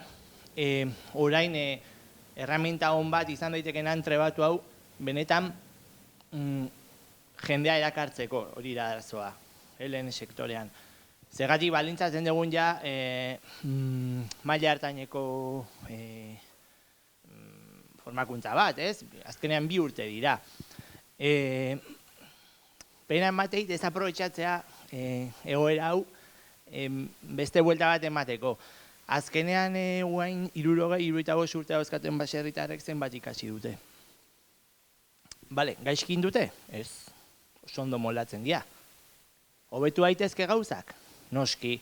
Eta hori ikusten da esperientziarekin, eta asko posten hau Anderrek eta Kepak, Koldo barkatu, bertan terrenoan zaudetenak pixka bat nire iritzi berdintxikoa izatea, ez? Praktikan ikasten dela. Egonean, lanean, eta kasu batzutan ez dakite zotean pixka bat barrera moduko bat, eta ulertu dezaket, ez? Porque bestela, Mateu, zein etorrika honea, igual zein horrek 2 urte pasatzen ditu esplotazio batean, eta zontu, ostia, hau gustatzen zai. Eta gustatzen zaizunean, seguru nago, formatu nahiko dezula. Ze ikusiko dezu beharra duzula. Eta, bueno, hausnarketa bezala, nahi, haizu dena aurreatatzen bat, eta perfecto, eta balintzak izango izan bar dutenak. Baina nik gelitzen zait hori kezkatxo hori. Zotean, barrera handiegia nahi badugu jendea sektorera iristeko. Eta adibidetxo bat egin bukatu bet. Nik badut lehenguzu bat, bukatu zula DBH ala moduz, zein gero batxilerra entzun, gero unibertsitatean hasi, ezer. FP baten hasi, ezer. Azkenean, 22 urtekin, 23 urtekin topatu zuen berea, itxasoa juntzan. Arrantza. Eta guain ja 5-6 urte pasaia eta es el tío más feliz. Gustatu zabe eta ikasi du eta formatu da.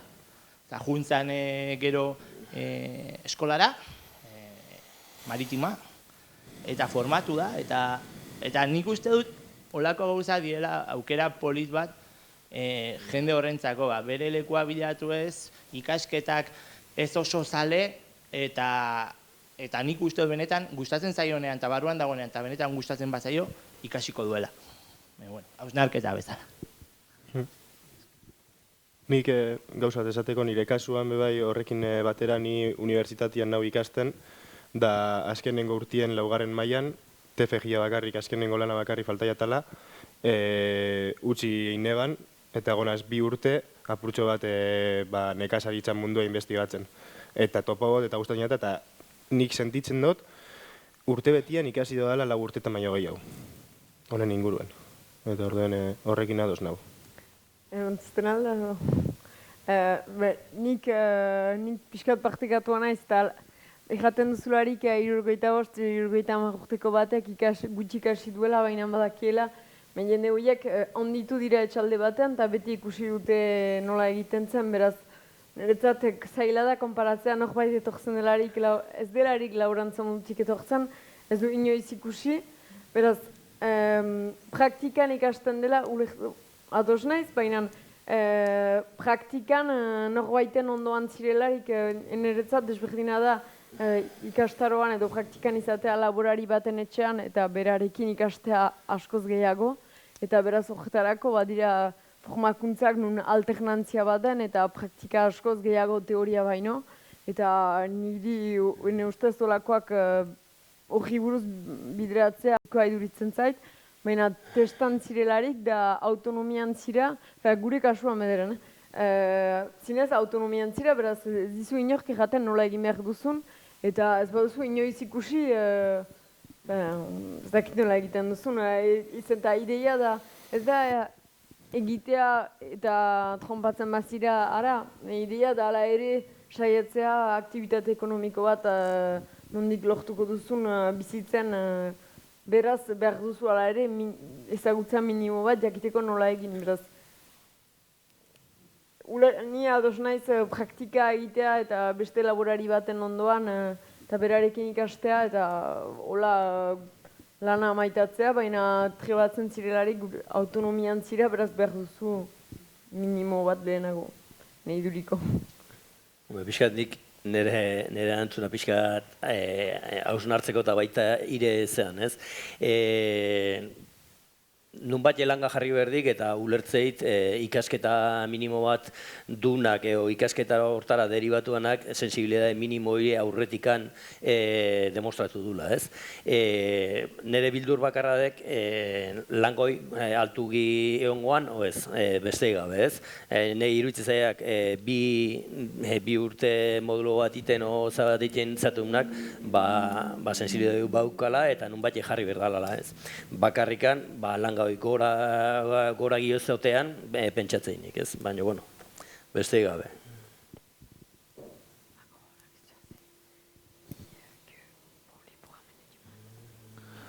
Bai, beste galderarik edo, zon duzue? Kaixo. Nire galdera da, ia badagoen, bueno, igual, azitegiaren kasuan oraindik berria denez igualez, baina bueno, trebatzegune hauetan ematen den denbora eta ondoren trebakuntza fase hori amaituta gero jarduten direnen jarraipen, horretan jarduten dutenen jarraipena egiten duzu edo informazioa edo zein da etorkizuna edo zein izaten ari da etorkizuna horretan dabiltzatena dena.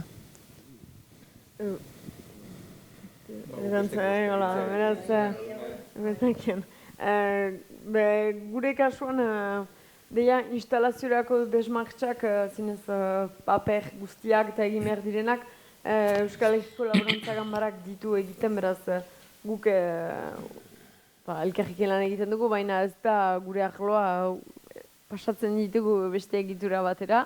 Beraz, horiek ere ondotik segipena egiten dute, gero guk harremanetan segitzen dugu, deitzen baititugu jakiteko nola diren, baina gainerat gurutzatzen ditugu, segitzen dituztek lako gure kideen formakuntzak eta gure lankideen bidez badakigu zertan diren edo nola pasatzen den horientzat.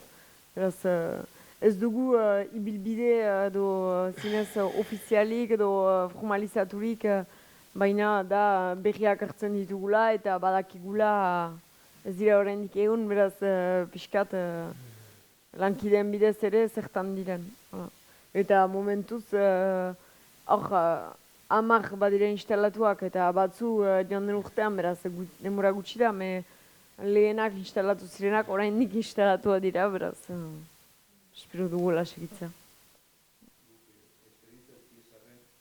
Argi dekogu urrengo pausu zindan, da gaztenek, esarrite dauen instituzioen artean esarrite dauen programia da, eta hori da urrengo pausu, eta gaztenekin bidez jarraipen hori egiten da. Behin instalatuta gero, eskualde guztietan edo askotan dekogu zen programagaitik, elikadura gaz lotutako programaitik, salmenta zuzeneko programagaitik eta bar, jarraipen.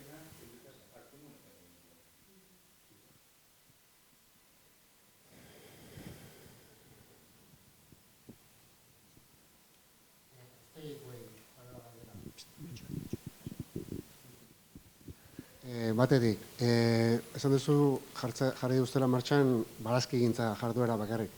Abeltzaintzako proiekturik baduzute aurrera begira edo abeltzaintzara mugatzea zuen ideia?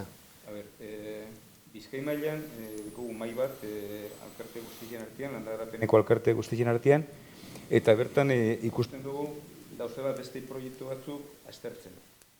Bai esne mailan, kasu honetan Karrantza inguruen, beste proiektu bat fruitagintza lotute, eta agian beste proiektu bat argi munduen. Hori izango zen behar bada Bizkai osorako pentsaute. Eta bai, karteran badauz. Zeran nosi torriko diren? Eta beste galdera, igual trebalariari. Esatezu, zerbitzu aholkularitza teknikoa jasotzen ustela. Hori nundi jasotzean zen maiztasun, aholkularitza puntuala da, nola funtzionatzen hori pixket azaltzea behazu? Nik dekot nahiko relazio ona nire tutoria danakin, eta egiten doana da deitu. Iza hastien 3 aldiz edo deitxe hotzet, edo gaur justo egonaz berekin hitz egiten neuna sartu baino lehen haue batugo batzuk erosteko eta kontuak aklaretako, eta gero bestian arira, niri guztoko jaten bebai abeltzaintzan eta adibidez frutagintzan oin egonaz tutoriagaz sagarrak biltzen, da sagardua edo zumo iteko bebai. Orduen nik uste dela aspektu bat bebai zabaldik egon likena. Zaten zu aholkularitza puntualako konsultak egiten dizkotzula. Hori zeitezu, telefonoz edo bertatea teknikaria? Telefonoz, eta gero bebai etortzen da, askotan dekoa nien beharra edo igual hastien edo 2 hastien behin, bera etortzen da ikusten zelango jesen, eta arazorik ez badekogu, igual ez dauko beharrik etorteko. Baina bestela bera beti prest dau etorteko eta aholkuak emoteko.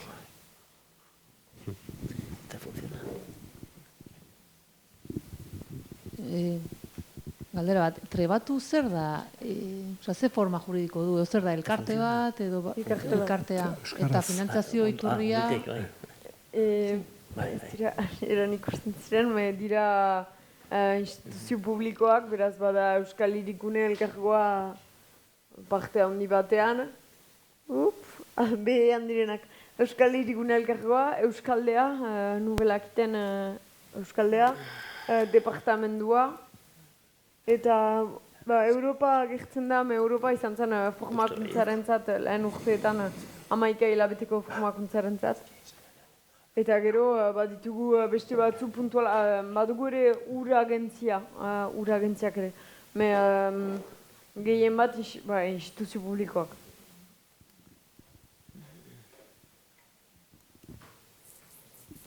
Kaixo, aztegirako, zein da Ustialeko horren titularra?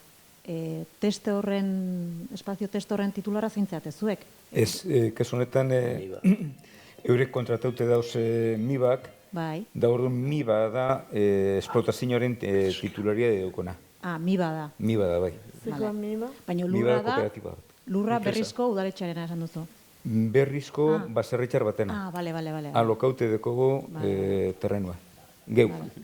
Osa, gastuek azkenien alkartiak asumitzen dauz, gastu orokorrak eta pertsonalaren gastuek eta egunerokotasuneko gastuek MIBak aurreratzen dauz eta urtean amaieran kitatu ingo dauz. Ez du MIBak alkilatzen? Ez, geuk alkilatu dugu. Saltzaile lanetan jarriko zaituztet, esan interesa duen gazte bati edo persona bati, ze gaztea gaur egunean ratioa oso zabala baita, baserria bultzatu nahi duen bati, hain zuzen ere zer eskatzen duen, ze aukera dituen eta zergatik animatu zuen egitasmo horietan, zuen trebakuntza lan horietan.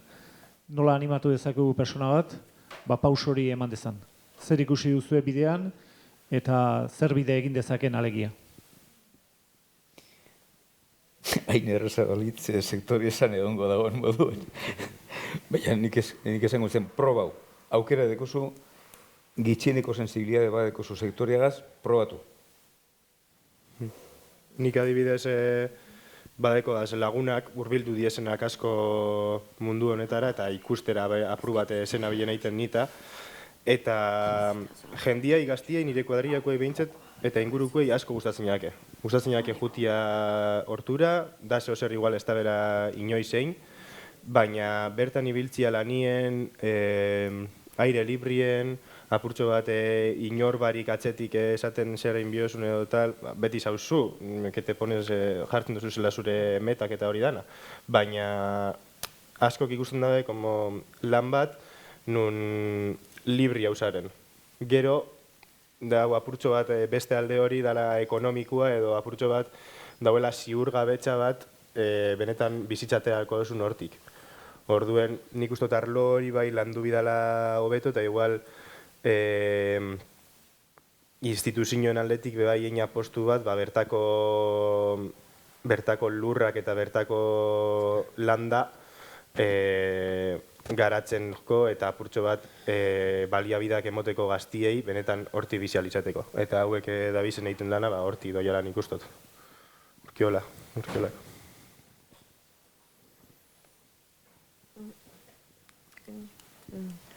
Bueno, gure aldetik gane, berez atzetik izango du talde bat, bihar dugu produzioi bihar dugu, eta bai tutoretza, bai formazioare, jubilatzei joan pertsona horrek, guzteun pertsona horrek, erabat emango jola, ez?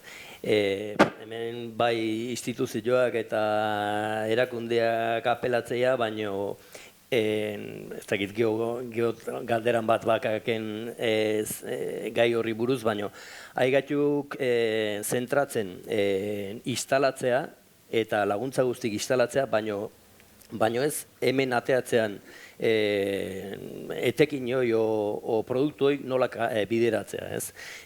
Jangela asko zaudek bai udalen esku, diputazioen esku, Euskal Jaurlaritzaren esku, 4 enpresa katerinekuek zaudek oleingo balue ja produktu iketziok Euskal Herrin, eta nik uste alde hortatik gane pixkat lotu berdiala gauzak, ez?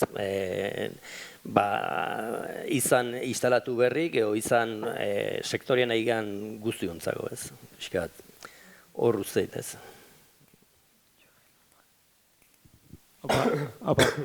Aiginen hemen kontratazioekin eta titulartasunakin, ustiategi titulartasunakin, eta hemen planteatzen nahi danakin, ez dut ondo ulertu kontratazioa zeinek ingo luke, landaolak, beak, eta ustiategien titulartasuna zeinek ingo luke, landaolak, hori da planteamendua? Bai, planteamendu hori da. Baina planteamendu horrek zalantza batzuk sortzen dizkigunez, konsultare inda daukagu diputazioan, ez? Eragozpenik egongo litzaken edo ez, eragozpenen bat egongo balitz, beste tresnaren bat, landagarapen elkarte bat, edo beste tresnaren bat ahalbidetu beharko litzakelako. Baina printzipioz, ez dut uste arazorik egongo litzakenik landaola bidez ustialekoaren titulartasuna hartzeko. Eta hala izan da, bere bidez bideratuko litzake. Bai, berez hori beste elkarte zibil batek bezala posible lukela ustiategi bateko titularra izatea. Hori kontsulta hori genuen eta bai eskoa esan zeguten. Eta kontratazioa bai, ez luke lanbidek egingo, baizik eta landaolak. Lanbide diru laguntza bat emango luke, zuzenean bakasuntan landaorari edo bai, eta edo dagokion beste lurraldetara zabaltzen bada edo dagokion elkarte edo sozietateari edo dagokion erakundeari eta horrekin lituzke kontratuak bai.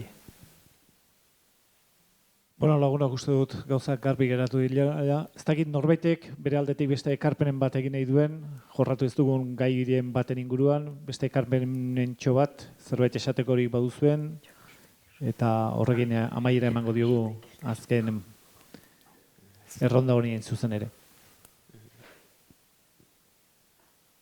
Ez dakit, nahi oain, hola bote pronto. Jonandonik aipatu duelako, eta ez dago ginei, baina, uste dut lehen Jon Mikelek etxoko lan batzuk, ez dakit, paper batzuk betetzea, edo, ez dakit, hori gogoratzea.